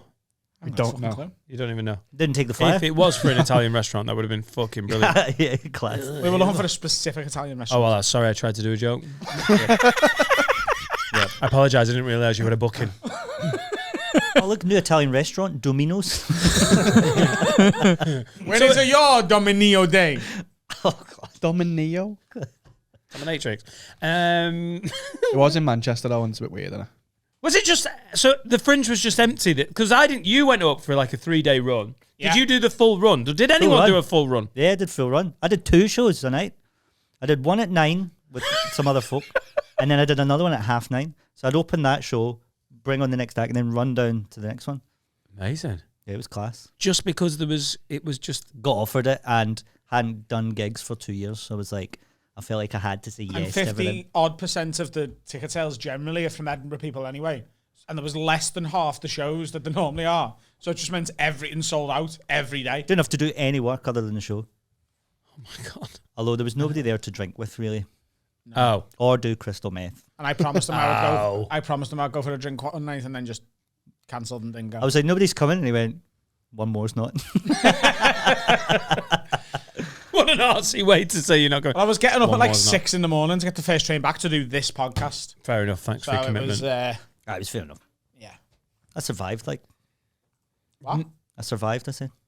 You survived? Oh, yeah. You got over it? Oh, yeah. Are you still mates with all your mates in Edinburgh? Like your non-comedy mates? It must be mostly. Fucking amazing when you've got all your comedy mates up for a month. Mm-hmm. You've got all your actual friends. Yeah. Well, it's non-stop. It's a bit much, actually. Like, I often get, like, told off at some points because I've drank too much all the time. Who by? Everyone. Like, I thought you were going to say your missus, just everyone. No, like, obviously her. Because every time I'm like, I'll be home at 12 and I show up at 6. And she's like, what the fuck is going on? 6 hours early. They love that, don't they, girlfriends and wives? They're a big fan of that. Be home at midnight. I can't join your Cocoa Pops. I can't ever do it.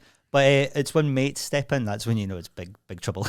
Yeah. And they're like, mate, you need to have a night off. I'm like, oh. It's when the crystal meth heads go, you need to relax. Calm the fuck down. You need a detox. You make a show yourself. Do you know, in Edinburgh, there's when I was flying down at the on Cowgate, there's a lot of heroin users knocking around. Correct, sort of yes. like, Edinburgh's, I know because of train spotting, it's like famously got a bit of a heroin thing going on. But you see it down on Cowgate when you're flying. And there was a little sort of hole in the wall. I used to, like, in 2018, I was flying a lot, and I used to do it from sort of 4, 5 until early evening, and then my show was sort of 8 o'clock or whatever. Yeah. And I just didn't want to get myself tired from flying, so I'd had an energy drink, which normally I wouldn't have at tea time, but it was like, good, that'll kick in, I'll be ready for the show. So I was flying, you couldn't fly with an energy drink in your hand.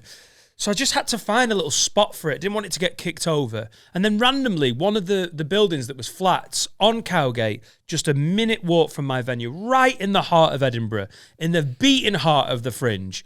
There's just like this, it looked like a little, somewhere where a fire extinguisher should have been. Right. But there was nothing there. It's just a little hollowed out thing. I was like, great.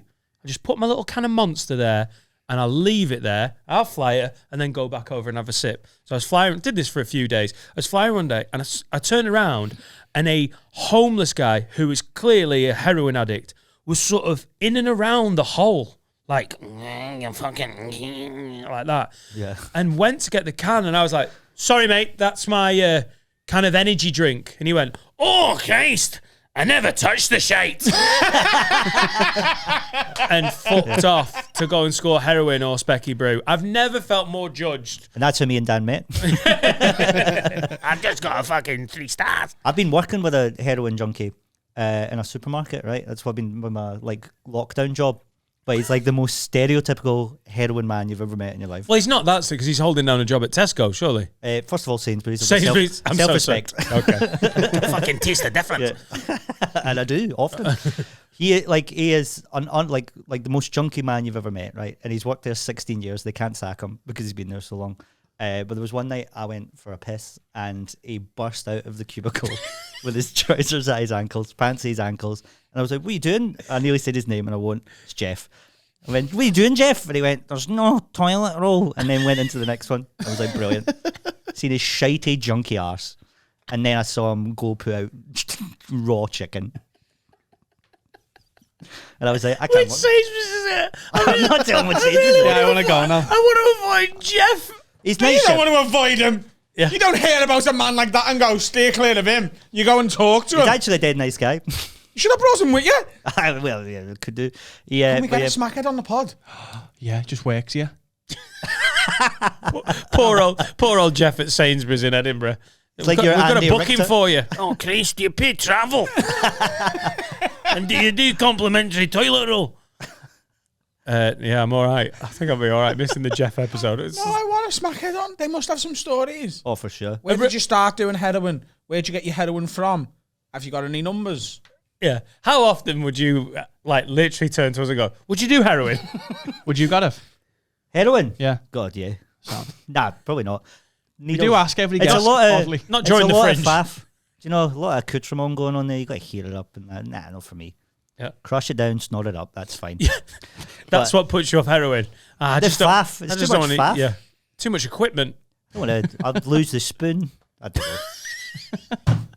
Junkie Jeff, right, phoned up 1 week. Well, he didn't show up for a couple of weeks, right? And then he phoned up and went, "Sorry, I'm sick." And they went, "Okay, whatever." And then he didn't show up the next week, and then he phoned again. And they were like, "What is it?" And he went, "What did I say it was last time?" And he's still never been fired. They can fire him, though. They just don't want to. Because if you're the manager, it's fun to have a story. That's how I live my life, innit? Do everything for the story. Would you shag the Queen? Absolutely. Because of the story. Yeah. Do you hire a smackhead to put the chicken out? Yes, I do. You think the manager is, in spite of the liability that Jeff clearly is, he's like, I know he keeps stealing things, but fuck me, he makes for great anecdotes at dinner parties. Yeah, I do all think right, that's okay. exactly what it is. And I think we should get a smackhead on here. And then if they're up for it, we should replace Steve with the smackhead. Just a smackhead Andy Richter's. They'd probably weigh more than Steve. That's the sad thing. How much are we paying? Are we going to pay the smackhead? We're going to give him anything? £10 an hour. £10 an hour? £10 an hour plus. No, I mean to be on the couch as a guest. You get No. two and race them. Fast as well. Fast as fuck. That's the way to test it. One on heroin, one on meth. See, just set them loose. Be Mate, grateful for the job as well. that's so unfair. What? That's like Oh, the that's performance. one enhancing drugs. juicing and one not Got you, juicing. But it'd be a good laugh. Those smackheads. All they're doing all day is looking for smack. What, like looking like in, No, but like, in 'cause corners, we like watching them, don't we, in town? like mining Bitcoin. Like, what you after? I'm fucking smart. What are they doing at like midday? Business deals. Yep. They do look like Looking on a they're- tie and going, fill them all again. they do look like they're manoeuvring around like because they all know each other, don't Yeah, they? but what are they doing? Like Very social creatures. My favourite thing in the world is watching a smackhead argument. Oh, It's phenomenal. When there's like two absolute crackheads screaming at each other. And my favourite one time I ever seen one of them end, one of them went, "You need to sort your fucking life out." As he's walking away, "You need to sort your fucking life out." Imagine how low you've got to be for him to be able to say that to you. His flick, trousers, flick the sleeping bag over the shoulder. You need to sort your life out. his trousers start slowly falling down. Just- little love heart undies underneath. I just don't know what they do. I don't know. Sometimes I'm a little bit jealous of them. They're outdoors. They've got a load of mates. Yeah. They always have a dog. That seems cute. And at least they've got a hobby. I know, like heroin is debilitating. Well, they're into something. Then you You do got any realise hobbies? you've got two of them things. What? You have friends and you can go outdoors. All you want is a dog. Yeah. Any hobbies? Well, you know, I but you like know- playing squash, bit of badminton every now and then, and also I'm a raving crackhead. Oh, I know heroin will kill you, but at least they're dead into something. You know, like with Britney Spears, when she got like people going mental about her conservativeship or whatever. It's like her dad, Jamie Spears, was controlling her money and everything. Is that It's a a sister? sister, yeah. It's a sister. Her dad's called John. John Spears. Throws. Her dad basically got fucked off from the conservativeship, is it called? And people outside the court in LA were like, "Oh my God, we free Britney!" Oh! And they look absolute fannies. But part of me was jealous that they were that into it. Right. That they were that into the free Britney thing, that they were like, this is what we do. We go down every morning, we get a couple of coffees, we scream about Britney. And then on her like release from basically financial prison, they're crying and like, "Oh my God, free Britney, it's free." And part of me was like, you look like a bunch of dicks. But at the same time, they're really passionate about it. I got sort of jealous about the passion. I think I feel the same about heroin. When you see them like fighting on the streets and like twatting each other in front of an old British home stalls, like they really give a fuck about heroin. Yeah, it's a love. It's not an addiction. It's love. It's passion. Do you know what? It's hurt me many times. Yeah. But when we first met, I'm just trying to get back to that. They're trying to keep the community going. They don't want to end. Have you never been that way about anything? Like that part? Because I feel that way about like Liverpool. You know what I mean? Yeah. The football club. Yes. Yeah, right. Yeah. What you love, Dan? What would you want to get passionate about? When I found stand-up, for those first few years, that was the most passionate I've ever been about anything in my life. When we got really good broadband and a fast computer, that I got into that. Is there no artist, though, that you'd be like that about? Like, you know, like if Snoop Dogg ended up in a conservatorship, would you not be outside like Manchester Magistrate Court? Snoop! Free Snoop! How the fuck would Snoop's conservatorship be dealt with at Manchester Crown Court? Lottie-dottie, we likes to party. My dad's got my money and I'm in Manchester. Maybe he's over here because he came here for a tour date and then the lockdown rules changed and he couldn't go back. Honestly, stand-up when it started and then it becomes a job and you're passionate about it but not the same.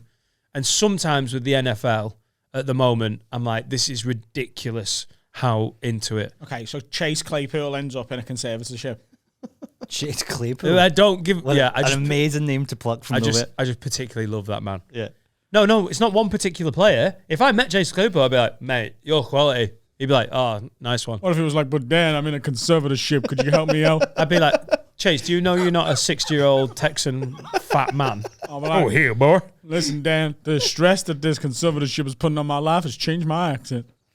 Shaves his head. I don't give a shit about any one. I just like that sport. That's the only thing I'm even close to. Commissioner of the NFL gets in a conservatorship. Roger Goodell can stay in that conservatorship. Is there nobody you'd scream outside the court for? Nobody. What about you? No. Anyone? Ever loved anyone to this level? Barrymore, I guess. I don't know. Michael Barrymore. I don't know. He's been big to fan? court. Oh, yeah. You enjoyed the parties, didn't you? One person fucking ruined it for the rest of us. You were there in your fucking swimmers, your flotation device. I'd like the Saudis to take over Michael Barrymore's house so we can get a new pool. No one's ever said that sentence.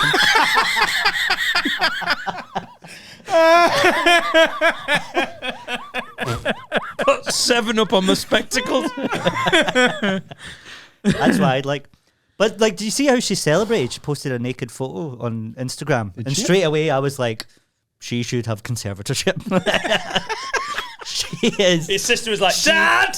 She needs somebody to look after her, actually. Yeah, Full naked shot on Instagram. No, A couple of little stars hiding her nipples. Yeah, you pull that up. And everyone was like, yes, Brittany, do it. And I was like, you are all toxic. Yeah, but before, if she made any money from that, her dad got it. Oh, shit, she did. Yeah. Fuck me, mate. I don't think we need to see Britney's nipples at this point. I'm chuffed for her. She and her doesn't fans. look good, though. No. Don't need to say it. She doesn't look good. She looks tired. Oh, I'm all right. What Liverpool Football Club, Yeah. NFL, kind of. Is there anything that really gets you that excited? You look like that's not the case. I don't think I have. Do you have no passions in life? Nah, not really. You ever been into anything that's got you that revved up? Do you like anything? Do you like things? Drinking's all right. It's 2 PM and I'm having a beer. I might join you on that, actually. If you ended up in a conservatorship, Yes. who would you want to have control of it? Oh, I own somebody else, not me being owned. No. So They mum own you. Mum or dad owning me? Yeah. Not my mum's mental. Like, I love my mum to bits, right? If you're watching Heidi, she's a fucking lunatic. The other day I texted her and I was like, do you still have my baby teeth? Because I seem to remember her keeping them. And she went, yeah. And I went, why do you have them? Why have you kept them? And she went, ugh, I just felt like I should. She went, it felt right at the time. And I went, that's just what a serial killer would do. And then she says to me... She kept like your toenails and stuff as well? No, just the teeth. But then she said... What? She said... What? How is that any more ridiculous than keeping someone's teeth? I agree with him. Just like a big tub of all the toenail clippings from Gareth's childhood. Why is that any different than teeth? Because you don't get your first toenails, do you? My baby toes are first toenails. The fucking Yeah. toe fairy comes to give you the quid. Yeah, but it's Oh, he's just the lost same. his baby toenails. No, so she's got my baby teeth. And then she said, oh, on your christening, one of my friends gave me a little silver bell to keep them in. And I went, that's even worse. Your friend went to you, here's a tiny little silver bell to keep human baby teeth in. And you went, oh. Gareth, are your family travellers? Because Because that sounds. They've been places, gypsy, yeah. that. I got you a little silver fucking thing for your teeth, you know. Yeah. Yeah, baby teeth, no. Keep those. Keep those. He'll want these for the fight. Oh yeah, she was just like, I felt I should keep them. And I was like, well, you thought I'd rather have them and not need them than need them and not have them? What are you talking about? What are you doing with my teeth? So she still got them. What if I have another baby and he can't grow his own teeth? Got some ready-made? Yeah, that's why they do it. For parts. None of your mums have got your baby teeth? Oh, Gareth. Oh, Gareth. Both their mothers are dead. You have not listened to all of the pods, have you? No. No. They're all 3 hours long. Yeah, that's true. My mum's dead, so we buried I knew my that. teeth for there. My mum's dead as well. I didn't know that one. We were going to call I it. feel bad. Buried your I feel teeth bad for with you. You know, no, Oh, you don't feel bad for Adam? I knew that before, but now find this. Oh, out. it's a bit of a shock, yeah. My mum had kept Answer a the load of my question. arsehole there, so we buried that with her because that's what she would have wanted. They burnt it. at From the what age? That must have fucking stunk. His arsehole hair being burnt at the crematorium. Jesus Christ, what the fuck was Anro made of? but how old It's are actually you? Adam's baby's arsehole hair. Baby arsehole. Hairy arsehole when he's a baby. Yeah, but look at him. You couldn't believe he had a bit of a hairy arsehole. What are you doing tonight, Anne? I'm shaving the baby's arsehole. Costing me a fucking nightmare in Gillette Mac 3s. No wonder she fucking drank. Yeah. To shave a baby's arsehole. Well, his adult's arsehole's coming through. Isn't it mad though that like there's certain parts of your body that you get like replacements for, like your teeth and your fingernails and that, but like you can't just like squeeze your eye out and a new one pops in. Yeah. Yeah, that is mad. Squeeze your eye out. I honestly would love to shed my skin and get a new fresh dick. It'd be great. You know, like snakes do. Is your dick all skin? What do you mean? You shed your skin? There's a bit of skin, yeah. When you just get a new In my head, I was leg. like, hang on. You Yeah, get there new, is. you There's get a bit new of skin. skin, you wouldn't get a whole new dick. Yeah. Yeah, but it'd be like a buff up, wouldn't it? It'd be like a paint job. I don't know. what could are the just paint rules your in dick. this scenario? I don't know. I just sometimes worry about my dick. Just like In what way? I just think it's done too many miles. Yeah. It's like you know, like buying a second-hand car. You never buy one that's been used as like a mini. Oh, cab. I know all about It's- buying second-hand cars. My dick has done about 380,000 miles. That's how it feels. But I need to still like use it. Imagine you had to get a dick MOT every year. Does it ever break down? No, but there's definitely there's not a lot of tread on the tires. That's how it feels. Plus, there's an Asian man keeps sitting on it. Sorry, go on. I went to the Altitude Festival in Austria, right? And the sauna there's naked. You're not allowed to go in unless you're fully naked, right? What? There's We're a going man- as well. Mad We're all shout to going you. next year. Oh, he's coming to it. We're I'm going to as well. Altitude Festival. Oh, he is. I'll be there. Yes. So the sauna, you've got to be bollock naked, otherwise a man shouts to you, "Get your cock out!" Right? He's like, "Put that away," and he's Oh talking my about your God. trunks. This is my grammar school Me- all over again. Go on. Me and Andrew Maxwell were sitting in the little hot tub, and we wanted to comment on everyone else's dicks, but we thought, oh, they'll hear us, so we just put on a really thick Scottish accent, the two of us. So be like, oh, fucking look at Yeah, that so man that you were in smashing disguise. Bobby. Yeah. Yeah. You smashing Bobby. Well, that's a cracking full on that man there. Feel So long. we're basically being a couple of pervs in the hot Did you tub. not think that maybe you should do any other accent than the one that you've sort of already got? Nah, they wouldn't get mine. And to be fair, Andrew's very Irish. Like, we didn't need to, but it It's just not a felt very right. uncrackable code, is it? Look at that man's foot long. Mate, if you're Austrian Yeah. and you're in a sauna, I'm pretty sure you're not like, excuse me, are you doing a strong Scottish accent and talking about my Austrian It's like poo-poo? Chris Eubank. No, it's not. I'm doing an Austrian man. Hang on. This is not my... It's not. It's quite a good Eubank, isn't it? I'm a pugilist. That's a smashing Bobby. Excuse me, is this how you say smashing Bobby? Yes. How do you... Go on, do Austrian then. Do Austrian. Oh, I'm Chris Eubank. Oh, you can really dance. There you go. He You can as can well. really dance. Seen that video where he's like, Do you not want to... You can't talk about people's dicks in a sauna. We did. That's... Different days back then. What happened there? you seen the video? You cannot dance. That's how Chris Eubank dances. This is the most surreal moment in my entire life. Is you and I having a conversation about dicks in the sauna, and Adam's just giving Dancing like Chris Eubank. Gareth, this is my working life. Doing the Chris Eubank face, though, look. He does that face. He does, doesn't he? Yeah. Show us again one more time. For the audio listeners, just go to YouTube, for fuck's sake. You look like Stevie Wonder. He always gets that. Or Kim Jong-un. You can't, in a sauna, you don't talk about dicks, though, do you? Kingdom. But you wouldn't do it in a UK sauna. No, of course, I've got respect. When you're in They can't UK Can we sauna? go? Can we go to the Knobs out. yeah. You got it. It's great. Is Finn going to altitude? Oh, very no, freeing. Finn's not. I'm up for it then. I don't want to see Finn's massive Welsh Turkish dick. Welsh neither. Turkish dick. What did He's you say Welsh there? Turkish. Our assistant producer, who isn't here today, He's Welsh Turkish. he's Welsh Turkish. So he's got like a big dick. We think. what, You know, you missed out. I'm a half few Welsh, steps. I'm half Turkish. Obviously, I've got a massive dick. Half Welsh, half Turkish, if you know what I mean. It's just like that No, I'm combination not just always leads to pipe. I wouldn't go to the sauna if I had to get little Dan out. Just put your hands over it. You're not going to come. Hands. If you come, you do get kicked out. Put your thumb over it. Are you not going to go? No, I don't want to get my dick out in front of you. Why? Just put your hand I over it. don't. Everyone does it though. Do you not have a mini towel? No, I never. no, you can wear a towel and then you take off when you go like into the sauna. But I or never into the want pool. to see his dick. Why? Never. Don't look at it then. What? Yeah. If his dick's out, you're gonna look.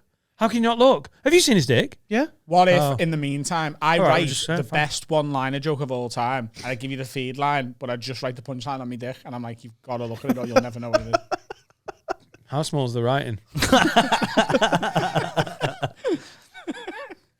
These guys are crazy. Just don't look I've not at got my his dick. readers. Can you make it bigger? Chris Eubank in there like, oh my God, I can't believe you I guys. think if everyone's got the dick out, I think Aye. what I'd like to do, if we're going to do that, is I'd go in first, and I'd have a look at everyone's dick and make sure I'm going to feel not emasculated. Don't think they'd let you do that. Why? Walk in, look at everyone's dick, and then walk back. Hey out. lads, dicks out. Well, they're already We'll out. find aren't out they? if I want to join this party. Yeah, you don't want to have the smallest dick in the room. I also don't think you want to have the biggest dick in the room, because I think then everyone's going to want to have a conversation with you. What? What? What do you mean? how would you If go I was with like, lads, can't help but say this. I'm not usually a big sauna talker, but that's a phenomenal dick. What Do you know who for a does have living? the biggest dick? Do you want to know? We know. Sloss. No, it's not. Oh. Who? Ryan Cullen. Really? All right. Yeah. When we found that out, that ruined Sloss's date. Have they met? So Gareth does He doesn't even have the biggest dick at his house anymore. Gareth does a podcast with a Northern Irish comedian called Ryan Cullen, who's a very, very funny guy. He's a mad NFL fan, isn't he? He is, yeah. So you do Clear and Oblivious with him. And now that I know he has a big dick, it's upsetting. It is upsetting because when you see him, he's one of the foulest looking human beings in the world. It's just such a waste. It's like, what's that clip of the fucking really ugly actor when he's dancing about with his dick out? You know that one? The shoe bank. Yeah, exactly. Love that video. That's the one. Schlong. The way we found out, we was on Kai Humphrey's stag do, and I just heard Elliot Steele from upstage going, "What the fuck?" And we all ran up because we were like, "Oh, something's wrong." And we were like, "What is it?" And he went, "Have you all seen Cullen's dick?" And we were like, How "No." big are we talking? Like, insane. Insane. Bigger than that bottle. Bigger than this ball? Yeah. Yeah. Probably. On flop. Gone flop. Not ideal. So here's how it went That's how down. big man was He's- before the op. He screams, "Have you all seen..."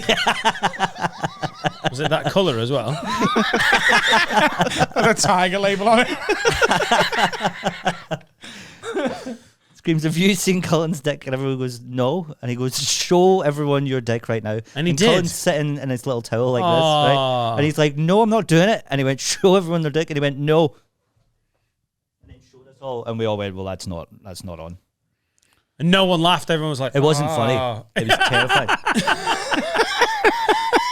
But they're not growers, are they? Doesn't that just get hard at the same size? You'd hope so. Yeah. That's what I've been told. Yeah. Otherwise, he needs a blood transfusion to just get erect. Yeah. Yeah. Yeah, he just faints every time he gets Oh aroused. my God, she's got nice tits. I'd rather have a tiny one that grew massive, like Yeah. a James Bond had you. A little one and it goes big. Is that Why? what you've got? No, but I'd rather have that. Would you, yeah? What? So save money on underpants and then. It's just easy, isn't it? Yeah. You don't have to- Storage? Yeah. Running about, comfier Yeah. on planes and stuff. So I. But then, yeah, it just keeps going and going. So the people are like, all right, oh, fucking hell. Oh, when does this stop happening? Yeah. So I hung out with Will, who's our videographer that's been doing some of the Patreon special stuff that we've had on. And he's doing a little bit of work for me at the moment. And I was like, oh, just chatting, driving him home after my gig. He's like, yeah, I had a bit of a weird day today, actually. I've been filming dicks three dicks he was filming for basically a video YouTube sort of medical science vlog. That apparently the procedure that they've been covering is for guys who cannot get an erection. They've brought back, apparently it's quite an old treatment, but they've sort of updated it, where guys who just cannot get erections for whatever reason are being put under, having one of their testicles taken out, and then having two shafts put in their penis. They're having a bit of their penis drilled out on either side, and then drilled out. Sorry, like basically emptied out. They're putting like a little bag in there where the ball was, and if they want to get an erection, there's fluid in there, and like a fucking Reebok pump trainer, they squeeze one ball and it inflates the dick. That's how trans men get boners as well. Is it? What? Yeah. How do you know that? Like, it's like, oh yeah, I grew up knowing that with Just Smackhead Jeff in Sainsbury's. Very woke man. Oh, are you? I'm not all cocks and saunas, you know. You know, yeah, but you are inflatable cocks.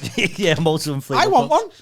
So you just like, oh, she is down to bang. So you just grab the you've got to grab the right one. You've got to be, hang on, which one's the pump? Yeah. Right or left? Always remember that, it's right. Other one makes the voice. This go is higher. great for truly non-binary people as well. You know, people who sort of float between both, and on different days they're different things. Because one day, squeeze the ball, I've got a dick. Next day, squeeze it up here, pair of tits.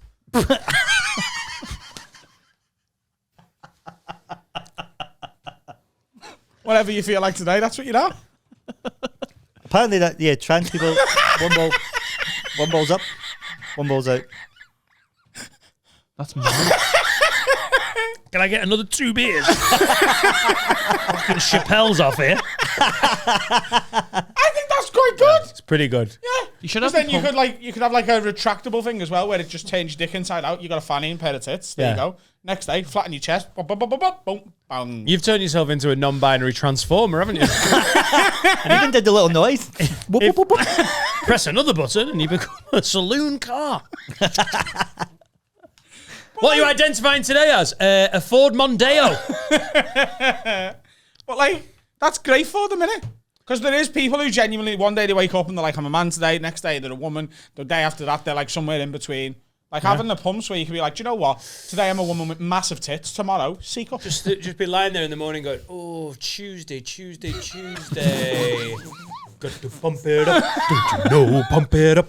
You've got to pump. Yeah. So apparently they're out cold, obviously, because they're getting like, what did Will describe it as? He was like 2 like shafts down the side of your penis. The best way, the imagery I had it, you know when you go bowling and like if there's like idiots or special kids that are need the or just actual kids, kids that need inflatable bits on either side. Sometimes at Mega Bowl they'll do that. There's like inflatable. So you basically got that down each side of your dick, and he was like they're out cold and they have to fill it up to like the optimum pressure to work out how much fluid is needed for the full erection. Otherwise, if they're like it's probably about 70 mils or whatever, and then you'd pump it up and your dick would be like not quite enough. But at the same time, if it's too much fluid, you could keep pumping. Burst your dick. You can burst your dick. Oh So my if I ever gosh. got this done, then I think I'm going to need one of those big machines that they use for the bouncy castle. Put the pipe up my ass, blow it up. Oh, here we go. I saw you I think don't- of that I've- 30 I've- seconds like ago. that. I've heard your dick wasn't working for a while, but now it's fine. What's that dialysis machine next year? Like, a necessity, lad. I am going to fuck the shit out of you, but I need an extension cord. Oh no, you can turn it off. She could climb on and you turn it back on again. Do you reckon you're at a kid's party? You can turn the bounce castle off. I don't think you should do kids' party stuff in and around the inflatable dick banter. That would be awful, though, wouldn't it? If there was a woman on top of you riding the fuck out of you and someone unplugged your dick, put the hoover in. There's a power cut. Your dick's in the mains. Yeah. You're going to fuck me tonight, I've got to aren't do you? the stairs. You're going to fuck me tonight, Paul. Yeah, I am. Have you paid your lecky bill? You know I have, babe. Look, check my Enoch out. You are going to get it. Power cut, and you've got to get you the could backup end up- generator. You're like, You could end up with like a smart dick. Where it's like So, like, you could be like, a little app on your phone where you're like, turn me dick on in half an hour. And you're on the way home. Warm up a bit. I think you're going to have to start thinking about reusable energy. It's a lovely solar-powered hat you've got there, mate. Yeah, she is frisky at the moment. That seems like time for a break. I don't think we're topping the inflatable dick. Wag wag lids, it's Dan. Hope you're enjoying today's episode. Do us a favor, if you're watching on YouTube, like the video, subscribe. If you're listening, follow us on all socials at Have a Word Pod. Tell a friend, do something, help spread the word. Also, I'm on tour next year. If you want to come and see me do stand up, get tickets at dannightingale.com. Appreciate you. You're a good egg. You're a good lid. Back to the episode. Welcome back to the arm out for the rest of the episode. For the love of shit. One arm out. We doing it? Yeah. Who's that for? What? Who's it for? It's in solidarity with the people of Lebanon. Problem is, I'm wearing a t-shirt, so it's one arm in for me, and I look it. You look lovely. You look lovely. Insensitive. You look as beautiful as anybody else.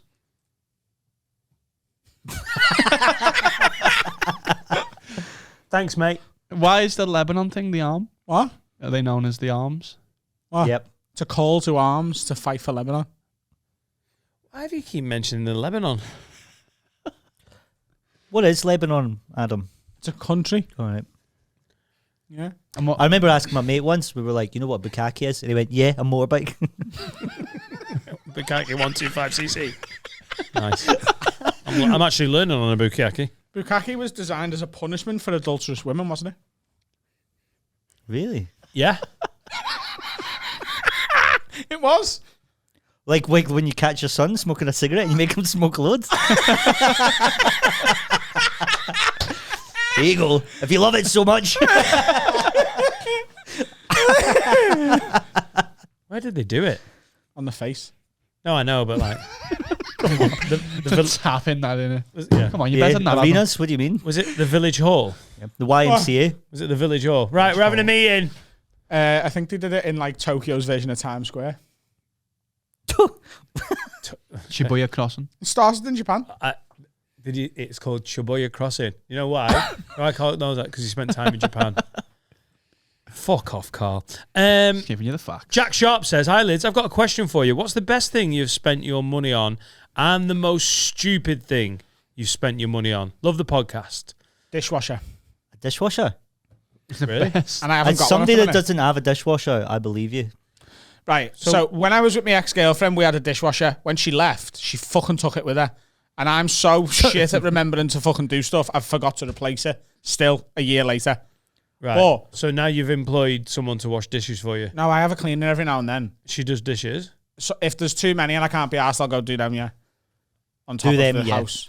I love the idea of your girlfriend leaving as well. Like, you've mid-argument, like, you're a fucking bastard, and pulling the dishwasher out. You fucking little piece of shit. You'll never see me again. You'll never make me better. What happened? Oh, really? Aye. Fair enough. Sorry about that. Twice I brought up traumatic moments in your life. And your mum was dead Honestly, when I had a dishwasher, and I'm so gutted I haven't replaced it because I just keep forgetting to get one. It's life-changing. Yeah. Adam, buy one today. I know that you can afford one. Yeah. We get paid the same from this. Yeah. Buy a dish, get on AO. Treat yourself. The thing is, it has to be a tabletop dishwasher because my kitchen's too small. A tabletop? What do you mean? It goes on the side rather than under. Right. Right. It's a little smaller one. But fuck, oh, mate, get one. How many dishes does it do at once? All of them. Right. Even the ones that aren't dirty, just puts them all in. Just puts them all in. You can do I think it was 10 big plates, 10 little ones, 4 cups and a spoon. That's all the dishes. All the dishes. Just share a big ladle. Don't put your sippy cup in there, it'll melt. Yeah. You know what Adam's been doing without the dishwasher? He's been buying new crockery Every week? Every fucking turn. I've stopped doing that. Really? Yeah. Right. But me and Sam sort of have a sort of arrangement now. Whoever cooks, the other one does the dishes. This is insane. You're pitching this like you're the first couple to ever think of this. It's mad, isn't it? We got this thing, right? Gonna blow your fucking mind. There's another one, by the way. The absolute basics of living with another person. There's another one. You wash, she dries. Oh. They just leave them to dry, don't you, on the board? Right. You don't need to dry. Get yourself one, kid. Go on. But this is how bad it's got with the dishes thing, right? With like one of us cooks it, one does the thing. Trademark TBC. The other day, Sunday was it? She went to London last week to watch Rick Astley and the Blossoms do the songs of the Smiths, right? She went with her mum. And on the way back, I just had Sunday off. And I went, babe, I'm going to do a roast. So let me know what time you're going to be in and I'll get it ready for like 10 minutes after that. Full roast dinner. And she texts me back seconds later, like a minute later, and gone, I've booked us into the Glass and Bottle in St. Helens for a roast. Do not cook a roast because I can't be asked doing the dishes. Oh, fair enough. Yeah. I bought a Porsche in lockdown. What? A 2005 Boxster? You betcha, yeah. Is it a Boxster? Exactly that, yeah. So when I was on his podcast, with the boys love Porsche, making the fun of Porsche came up and I was laughing at him and I was like, what did you buy? Like a 2005 Boxster? And then there was this pause and Gareth went, it fucking is. Yeah, bang on, yeah, bang on. Are you a hairdresser? No. I worked in a supermarket, mate, with Junkie Jeff. But like, mate, there's a sitcom waiting to be happening. Like What I did Junkie was- Jeff that you work in the Sainsbury's Yeah. with, you and a Porsche Boxster. I do mean this in the worst way possible. Uh-huh. You look like you drive a Porsche Boxster. it was the best. It was so good, man. Have you not got no more? No, I'll tell you about it, right? So the worst thing about it, right, it was a convertible and I was doing night shifts in a supermarket. You know what you can't do when you're driving to the night shift? Have the fucking roof down because it's night, right? You look like a psycho. So I lied on the loan application about how much money I was getting from the supermarket so that I could buy the Porsche. Turns out that's fraud. Don't do that. Anyway, Fucking hell, that is I mad, get it. Alan. I can't believe they bought it. I bought it on the Watching fair. fucking Sainsbury's on 200 grand account. That's the lender. I am leaving. Hey, okay, here we are at the loans company. Hello, this is the Scottish Loan Company. Okay, the new. You go to one Jerry Cinnamon gig, you think you're fucking with it? Hello, welcome to the racist Scottish Loan Company. McLoans. McLoans. What are you in Dubai? I don't know why I'm doing a Scottish accent. It's my own accent. Anyway, lied on it, got it. I bought it on the 31st of December off this guy. So basically, my New Year's resolution was to be a middle-aged man with a tiny cock. And what a 7 months I had. But the MOT was $3,000. It was fucked. So I'd stretched myself to get the car. Then I had to pay the MOT. So I went, I need to get fucking rid of this thing. So I've still got debt from it now, but it's gone. I bought it. Yeah. And it fits just right. Yeah. Middle-aged guy with a tiny cock never felt so right. You want a little sporty dog, don't you? Yeah, 100%. Not a Boxster. It's the best thing ever. I'm not a divorcee called fucking Sharon. What made you want to get that? Do you know what I actually wanted was an MX-5 because I had car. one when I was 21. It was the best car I've I've still had. last you now, an MX-5. I know, yeah, it was class. But then I saw the Boxster for like twice the price, and I went, "Fuck it, that'd be a laugh." Imagine driving to the night shifts in a Porsche, and I did for a couple of months. I've got my eyes on a Jaguar F-Type, but Good I'm for you. not quite there yet. I want to do my next tour on a private jet. Yeah, I got On the the bus jet. here. All right, Schultz. It is. It's watching him fly around America on a private jet. I want to go Liverpool John Lennon to Manchester Airport on my private It's jet. more Epstein, isn't it, than Schultz? Oh. Big nonce jet. You have a tendency of, if you see enough things, so you really do want things. Like if you lived in the Middle East, I'd be worried about where you're like I think I'm going to be buying. Newcastle United. Lad, I want a club. I'm very materialistic, I will give you that. Yeah. I want stuff. I want a all dishwasher and a private jet. What do you drive now? I don't drive now. You're out. You I'm went out of the Boxster game. and nothing. Retired. You've got a problem with trainers at the moment, aren't you? You are. By problem, do you mean I look cool as fuck wherever I go? No, by problem I meant the other day you said in the WhatsApp group, I've got a bit of a problem with trainers. It's a very easy problem to get done. But you were like, but I like the problem. Somewhere there's a junkie podcast where a smackhead and a heroin addict's going, imagine being addicted to trainers, man. What do they do during the day? Just walking about.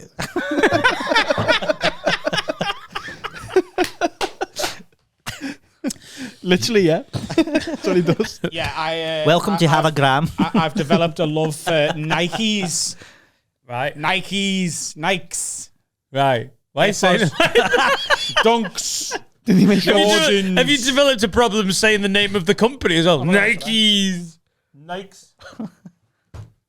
They're not These nice. are Tommy Mallett's, not Timmy Mallet, different person. Tommy Mallet X Coochie. And Little sticker on the bottom. I wore these for the Apollo. This is only their second time out the box. Thank you. What's going on? What, Dan? He loves this. It's got resale value on this. He loves this. Sorted. They are lovely though, aren't they? They are beautiful. They are very nice. They're fucking horrible. What's wrong with you? You Oh. fucking He's pedo. not washing his feet. What have you got on, Dan? Let's see.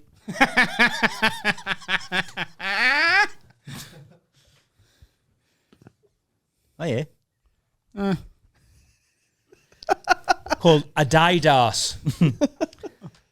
Adidas. 90s were class, weren't they? Yeah, they were. Go suck your mum's teeth. Suck my own teeth. Yeah, they're. I think they're Adidas match court. Beautiful. Tennis shoes? Or the basketball I shoes? think they're like. I think they cost them more than a tenner. Wow. Let it hang. Tennis shoes. Yeah, let it hang. Gareth, don't. Sometimes jokes just need time to breathe and suffocate and die, and that was one of them.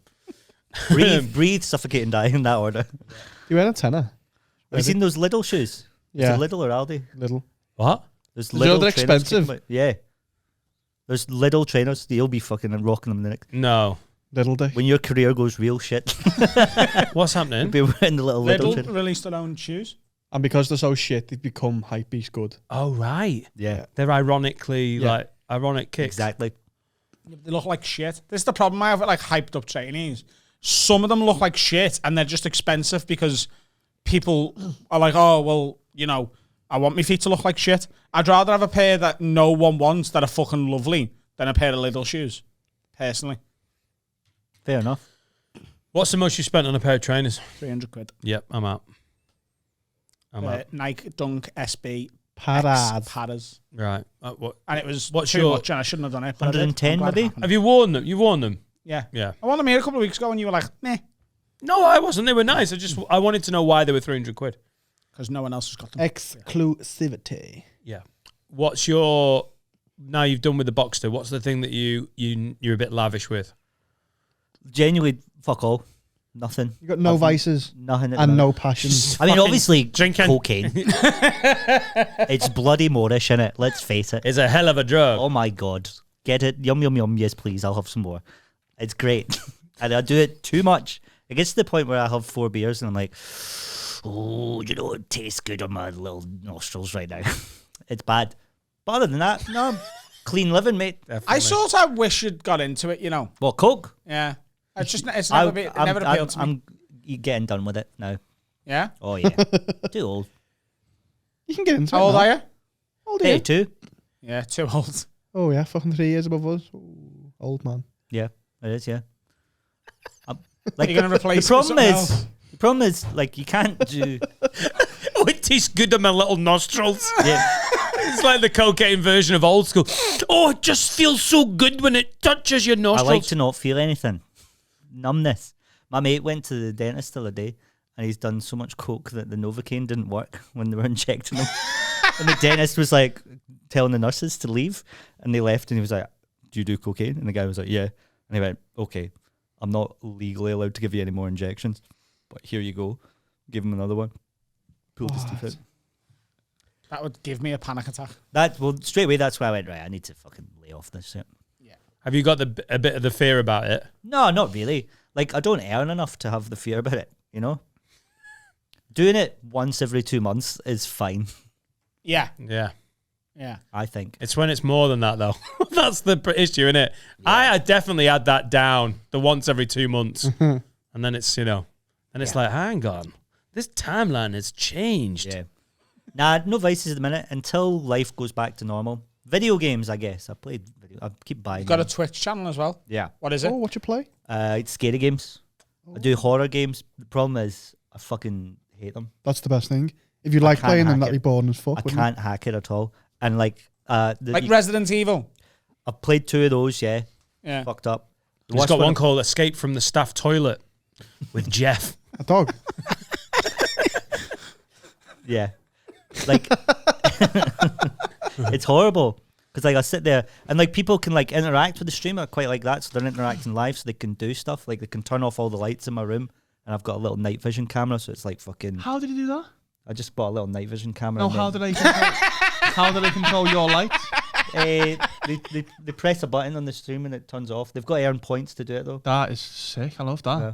Never It just seen goes it. So have you got like and a smart thing in your house? Aye. Yeah. Then that goes off, and then I've got the wee night vision camera, so I can like be Derek Okora. So it's just In a few flying up years, the they'll be able to turn your dick on. Before. Oh, they do that anyway. They just don't know about it. That's sick, that. Yeah. I might watch Oh, that but it's fucking awful. So I'm just sitting there like shitting myself. Like I can't do it. And you can play like loud noises into my headphones to make me shit myself more. You're a partner. Hang Nah, on. not Are you yet. being bullied by your online Twitch Aye, following? but for money though. Oh, right, fine. Yeah. Yeah, if you're going to get bullied, you might as well monetize it. We Yeah, want to do a same done. Twitch. Or just like pay for the Uber Eats guy to come and molest you. What? Where did that come from? I'm just saying you want money. Yeah. Pandemic's been There's a not bitch. an awful lot I won't do for money. Yeah. Got the delivery. Would you ever be like a rent boy? Yeah. Okay. It's time for some Anyway. other words. Mate, he has people turning his lights off on Twitch. He's got a price. Yeah. I think we'd all be a rent boy for a certain price. Yeah. Right. Yeah. He'd be a rent boy for trainers. That's the scary thing. Same. Some fucking Nike Kicks Pro-Am Stussy things. That's the name of the trainers that I made up. And I've never felt more like a paedophile. And you've touched kids. I have touched kids. Problem was it was their hearts. Oh, double twist. Thank you, Gareth. Thanks for doing a punchline to get... No. Can I do some other words? No. No? Do you know how they say, right? It always worries me when Adam goes, do you know what? I think I'll do a bit of production. I'll stop telling people you're a paedophile. Do you know how like they say a lot of pedos were molested when they were younger? Yeah. Like Yeah. a large amount of them. Who says that? Lots of people. I say it all Do you the speak to them time. about this? I tell people at the train station this all the time. A lot of people on Twitch. Anyone who'll listen, I'll tell them. Anyone on Is Twitch. this the right platform for Yeah. the London You know, Muslim like, train? It is, pedos yeah. were Do you know a fiddled lot of themselves. pedos were fucked as a kid? Yeah, they were also diddled. you have That to means earn points to say that. Go on. that means that there was one original pedo though. It started it What, all. pedo zero? One butterfly effect pedo who diddled a kid, and the repercussions he's had on the world. Who do you reckon it was? John Grisham. The novelist. John Grisham. How old is he? Surely Michael Jackson. I got beef with him after what he said to me. Surely it would have been someone in the Old Testament. Jesus. So Abraham begot like Kid Ishmael, and Ishmael touched Dave, and then Do you think it was Ishmael? Sounds like Ishmael. pedo zero. Ishmael touched a kid, and then 100 years later, Jim's fixing it for folk. But wasn't it alright to shag kids back then? 100 years. One, yeah. There was that's a the timeline. period in time where you could just fuck whatever you wanted, and everyone was just like, "Yeah, that's Keith. That's what he does." Everyone What could do time that. is that? Old Testament times. Why would they say that's Keith if everyone could do it? Yeah. It's Keith. Not even pedo Keith, because it was allowed. It's just Keith. He's just busy. And some leftist in Bethlehem's like, we should only have sex with people, and they're like, oh, fucking woke. Woke cunt here. You can't fuck anything anymore. Do you do this, folk will start want to be whatever they want. You won't be able to say the P word anymore. Unless we can fuck everything we want. Shall we do some have words? You happy? Yeah. I'm born happy.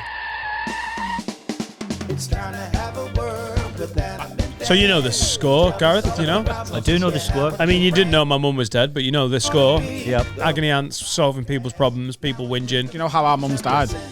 It was a massive joint orgasm. Yeah. It was heroin. Really? It was crystal meth. What was it, Adam? What? What were the causes? Sadness. They died of sadness. Oh. My mum my mum was just disappointed. I was born, she saw my dick, and she just dropped dead. She was like, oh God, he's going to drive a Porsche Boxster. That didn't exist when you were born. Oh, that was Check really, that, Steve. that was so unbelievably horribly accurate. Check that, Steve. So, Genevieve says, am I the only one that reads the name Genevieve and thinks she's fit? Yeah. Great. Hey, Lids. sounds Italian. This is from Genevieve. French, surely. Genevieve. I'm going for Genovese family. Genevieve. The mafia. Hey, Works Lids. neither. Hey, Lids. Could you please have a word with him or me, depending on your stance? We've been together 5.5 years. We met online, basically love at first sight, and he moved in within weeks. All has been great, and he's an amazing boyfriend. However, we're both not getting any younger, both 32, and I'm desperate for him to take our relationship to the next level and propose. I'm starting uni in September, and he's joked if I get at least a 2-1, he will pop the question. If there was a hint of truth in it, that's more than 3 years away. Should I stop pestering him, or am I being completely reasonable, wanting him to commit sooner? Keep up the great work. P.S. We watched the show together, so can't wait to hear your opinions. Hi, Genevieve's boyfriend. Here's the thing, right? Natural progression of time, right? You're a kid, little school, big school, uni, marriage, kids, dead. Yeah? Yeah. But she's going to uni Fun now. being Scottish, isn't it? Like, She's going to uni now. But she's like, right. oh, we're not getting younger. If you're going to uni now, then yeah, that's after uni. You don't get married and then go to uni. That's crazy. You're not even married at uni. You can't be married at freshers.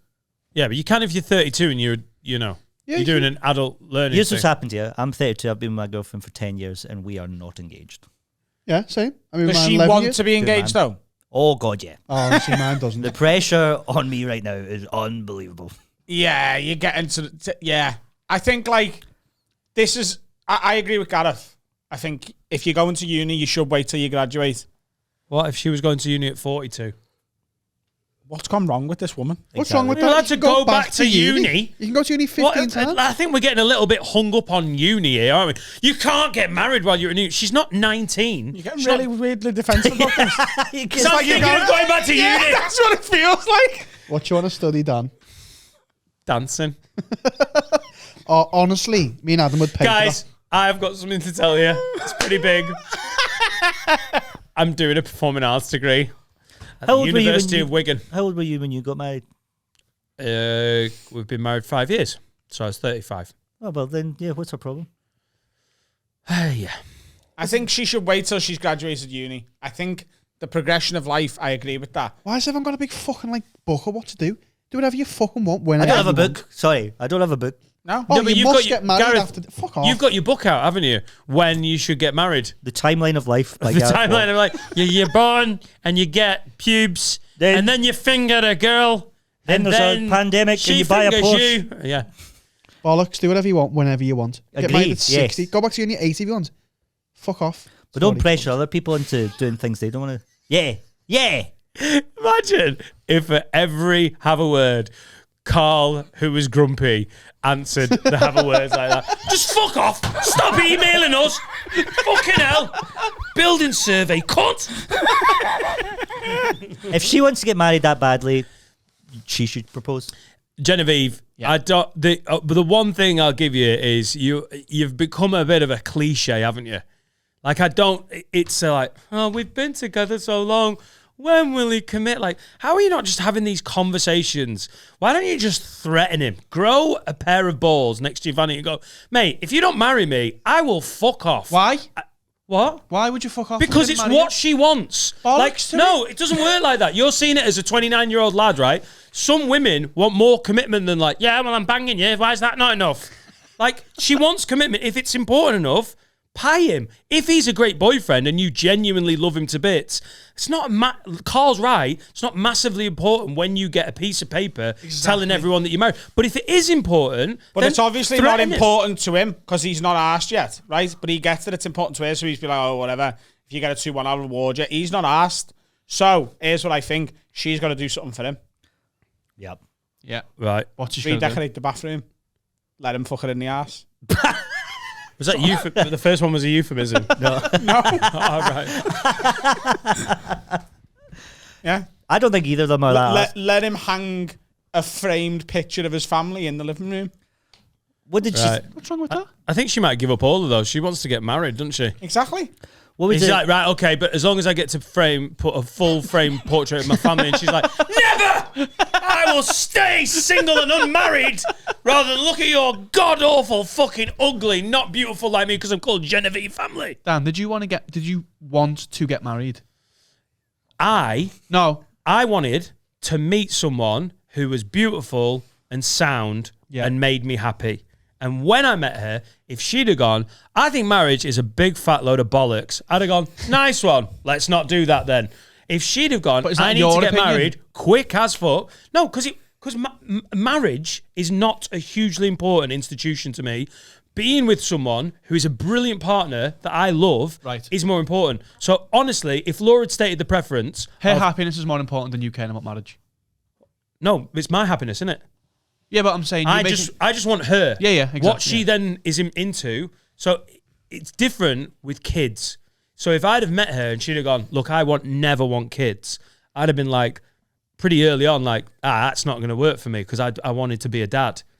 A piece of paper, because we're not religious, a party, which was great fun, and the government going, you are married. I couldn't give a shit about that because legally you've got exactly the same standing. If you cohabit, you've got a mortgage together, you live together, you've got kids together. I think legally you are as good as married, aren't you? So it was just, for me, it was just Laura was like, yeah, I do want to get married. And it was great. And mum paid for it. It's a dream. I'm quite happy to get married. I defo want kids. But what I'm going to need whenever I get married to whoever that may be, I want a bit of control in the party. We're having an adult-only bouncy castle for the start. Yeah. Yeah. Extra pump for your cock. Yeah, you can pump the whole bounce castle up with your cock. Yeah. With all with all our new non-binary fans, they can connect themselves to the bouncy castle because we'll get a few from this episode. I want a few wedding clowns to go around doing table separate magic. People. Clowns with like a tux on. Yeah. Yeah. I think if you marry you're going to accept that there's going to be some fucking tomfoolery at the party. Sorry, Gareth, I interrupted you. I was going to say, see if I won the lottery, right, I'd probably get married, but I'd first off, I'd hire a private investigator, right? I'd go get him to find out this guy, Darren Bald, right, who used to bully me in school. Be like, find out about this guy. I want to know what he's up to now, where he lives, what he's doing, right? Track him down, find out what he's into. He's into golf, good. I'll start getting good at golf, and then I'll go and get a sex change in the meantime, right? And then I'll go back, I'll go on the golf course, I'll be hitting something, and he'll see me. He'll be, oh, you're beautiful, right? I'll make him fall in love with me. We'll get married, we'll have kids, and then on my deathbed, I'll be like, who's fucking gay now, Dan? Yeah. So that wasn't really about the question. It was more about you being bullied. That would be me getting married, yeah. All right. Okay, cool. You all right? Bald. That was a made-up name. Oh. All right. Where'd you get bald from? That was one of the guy's second names, and Darren was another one of his first names. Oh, you created like a massive bully. Carl thought you were just looking at Dan.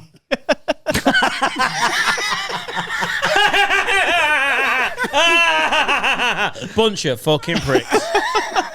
But in all seriousness, Genevieve. Darren Bald. Darren glasses and hat. Darren Squint. Oh, it is. Darren headphones. Wow, headphones isn't bad. Steve, unnecessarily grumpy. I'm not unnecessarily grumpy, Daniel. Thank you very much. Fucking just do what you want. Thanks, Carl. Where Gareth, you're the guest, and you can decide who's, because we've got different opinions here. I think, to be fair, everyone's right. Like everyone's right. Yeah. In the Offer end, up your arsehole. It'll be done in a week. Or bathroom, or frame picture of the family. Not all at once. Never get fucked in the arse while trying to put a frame picture of his family up in the living room. Fat, you're like, ow, ow, ow, left, little to the left. I don't understand why that's such a big thing. I'm not having a frame picture of your family in my room. Never. Take him to his favourite restaurant and let him get whatever he wants. Heelys. 3 courses without judging him. Being like, oh, starter and a dessert. Fat twat. Don't say that. Let him get both. Let him have that 4th, 5th, 6th drink. Seems close to home, this. What? Are you all right? He got bullied. Is everything all right? Have you had a really traumatic Pizza Express? I said I went to get a sex change and marry my bully, and you went, I want 5 drinks, and they all went, are you all right? He just wants garlic bread and mozzarella not to be shouted at. Gareth, you can stand in judgment. Who are we having a word with, him or her? Her. Oh, Genevieve, you've been told. Chill out. Get your degree. I hope she gets a 2-2 and he doesn't propose. Or wear a tutu and let him fuck you in the tutu. I literally knew that was coming. As soon as you said tutu, I was like, who's doing it? Because it's definitely happening. Call me Desmond. Dan Johnson says, oh, no, hang on. Fuck me in What the time is Desmond. it? Sorry, Dan Johnson, you get loads. Tutu. This is from Anonymous. What he sounds like. We're closing it up. It's not Dan Johnson. Let him change to anonymous. It's Don. This is from Don Johnson. No, it's not. This is From Miami Vice. This is a diff. Yeah, this is from a genuinely anonymous Do you writer. know It says, Miami Vice characters? no coffee next week. I know. I saw it. You brought in a quadruple fucking coffee, and you've been loopy. It's funny though. I've liked it. Yeah. It's mental. It's mental. He's gone. Hey, lids, and guest. If this is on a public episode, it is it's Gareth Waugh. What is he good for? Banter. So, my partner of 4 years left me last year for a close friend. Oh, shit. So, my partner of 4 years left me last year for a close friend and colleague of mine. Rat. This from a man or a woman? This is from a man. Okay. I've left it all that time thinking, karma will get them, yet nothing bad has happened yet. Would it be childish of me to make a fake competition on Facebook under our local zoo's name, saying we have a £10,000 prize if you answer this question? Which of these animals doesn't have legs? Giraffe, lion, snake. And then put one of their numbers as the place to text the answer in the hope that they get thousands of people sending them snake. Just let me know if I'm being petty and if you need to have a word with me or them.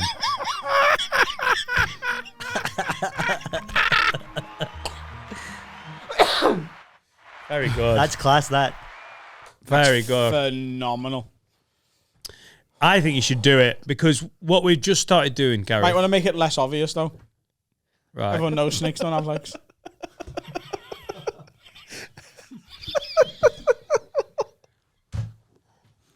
I'm ringing the Starbucks near you and I'm going to speak to them. Look, I've got a friend and he's got an issue. I'll only give him 2 shots of espresso.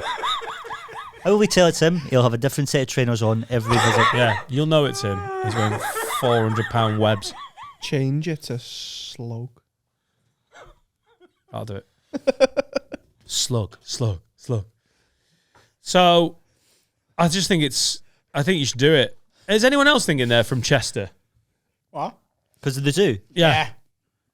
Or New York. Let me just... Those are the two zoos. Yeah, he's from New York. The Bronx. I'm sick of getting emails from New York. They're like, oh, the fucking bitch left me. Oh, like that. Do you remember we went to Berlin Zoo and the fella could understand the word zoo? Do you remember? Yeah. What? We were in a taxi in Berlin. How'd you do on a lads weekend? We go on the zoo. You two are so cute. Fucking lads, zoo. We got in a taxi and went, "Aye mate, Berlin Zoo, please." What? And he was looking at us going, "What?" We're like, "Berlin Zoo." I don't know And he's this. going, "I don't." So I was going, it couldn't get it. I went, a show. And he went, the zoo! Yeah, that's the one. The zoo. We missed out 6 of the O's. That was what we were... problem. You on the zoo? Zoo. What? Zoo? It's because he'd never heard anyone. He'd never heard anyone depressed saying the word zoo. You're like, zoo? It's like normally people are like, the zoo! We're going to the zoo! Insane. What? It was insane, wasn't it? Yeah.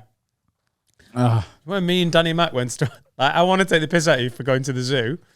When me and Danny Mac went to Amsterdam 10 years ago, we went to had a few space cakes and whatnot, went on the lash a couple of times, went to Amsterdam Zoo together. Yeah, it's I was great. at Frank's house.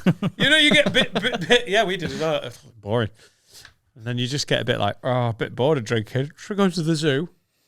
It's really nice. The zoo's great. I love the zoo. Fun, isn't it? What have they got at Amsterdam Zoo? What's like the big attraction? Lions and tigers. And bears. Oh, my. Freeze frame. Whoa! What is it good for? Doing the Monkey's the best bit, punchlines? though, as I've said on this podcast before. Aye, If there was just a big monkey zoo, I'd be there, mate. If there I was, was a, at if there was a Edinburgh Kyoto Zoo. monkey zoo. And the chimpanzees started having a big brawl, and they had to tranquilise a couple of them. Which zoo? Edinburgh Zoo. Love it.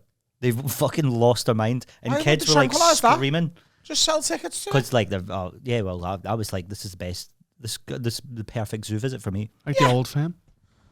Should have made it like a Royal Some Rumble. testicles up against the glass like that. I was like, oh, the fucker. Sectarian monkeys. Should have put the giraffes in with them, a few lions, and just fight to the death. Animal death match, yeah. And you might think, oh, the giraffes aren't going to get involved. As soon as a chimpanzee punches it in the bollocks, it'll fucking kick off. Yeah. That'll be the thing that makes it kick off, not the famous- hungry lions. They're famous for that. Don't punch a giraffe in the bollocks. Nah, I don't like it. they hate it. And on that bombshell. Gareth, thanks for being part of this. Thanks for having me. It's been an absolute pleasure. What have we got going on? Got loads of merch. Oh, Selling the new merch is Selling very flying out. Yeah, I think that's it for now. My tour goes on sale at the end of October. Is already on sale. DanNightingale.com. AdamRowe.co.uk if you would like to sign up to the main list to get priority access, or if you're a Patreon, you're going to get priority access. You know what I mean? Hey! And the Have a Words, get them in to haveawordpod@gmail.com if you want to whinge about your partner not marrying you, or if you just want some sort of like validation for your revenge tactics, get them into haveawordpod@gmail.com. For more of this bullshit, sign up to Patreon, patreon.com/haveawordpod. We do an hour and a half of this unadulterated, unfiltered fucking nonsense every week, and the confessions feature is kicking off royally. If you don't know what that's about, sign Patreon the episodes fuck are up. better episodes, and not only do you get the extra episodes, you get the entire back catalogue, early access to this shit. There's fucking loads, and it starts at £3, and it's worth it. So just go and fucking do it and shut up. Gareth, where can we find you? In Edinburgh, mostly. Sainsbury's. In the Sainsbury's. You knew what he meant. Nah. He meant I meant on online. social media and stuff. Oh, can I shock you? I knew. You knew. Fuck off. That was his double G Gareth, there. can I absolutely blow you away? Go on then. We knew that you knew. Like a fucking vanilla ice. Wait. What's your social handles? Just Gareth Waugh everywhere. Spell it. War spelled wagger. Yeah. WAUGH. Exactly. Gareth. Wow. Who? Me? Good God, yo. Gareth. Wow. No, it's Gareth. Wow. Gareth Miguan. Wow.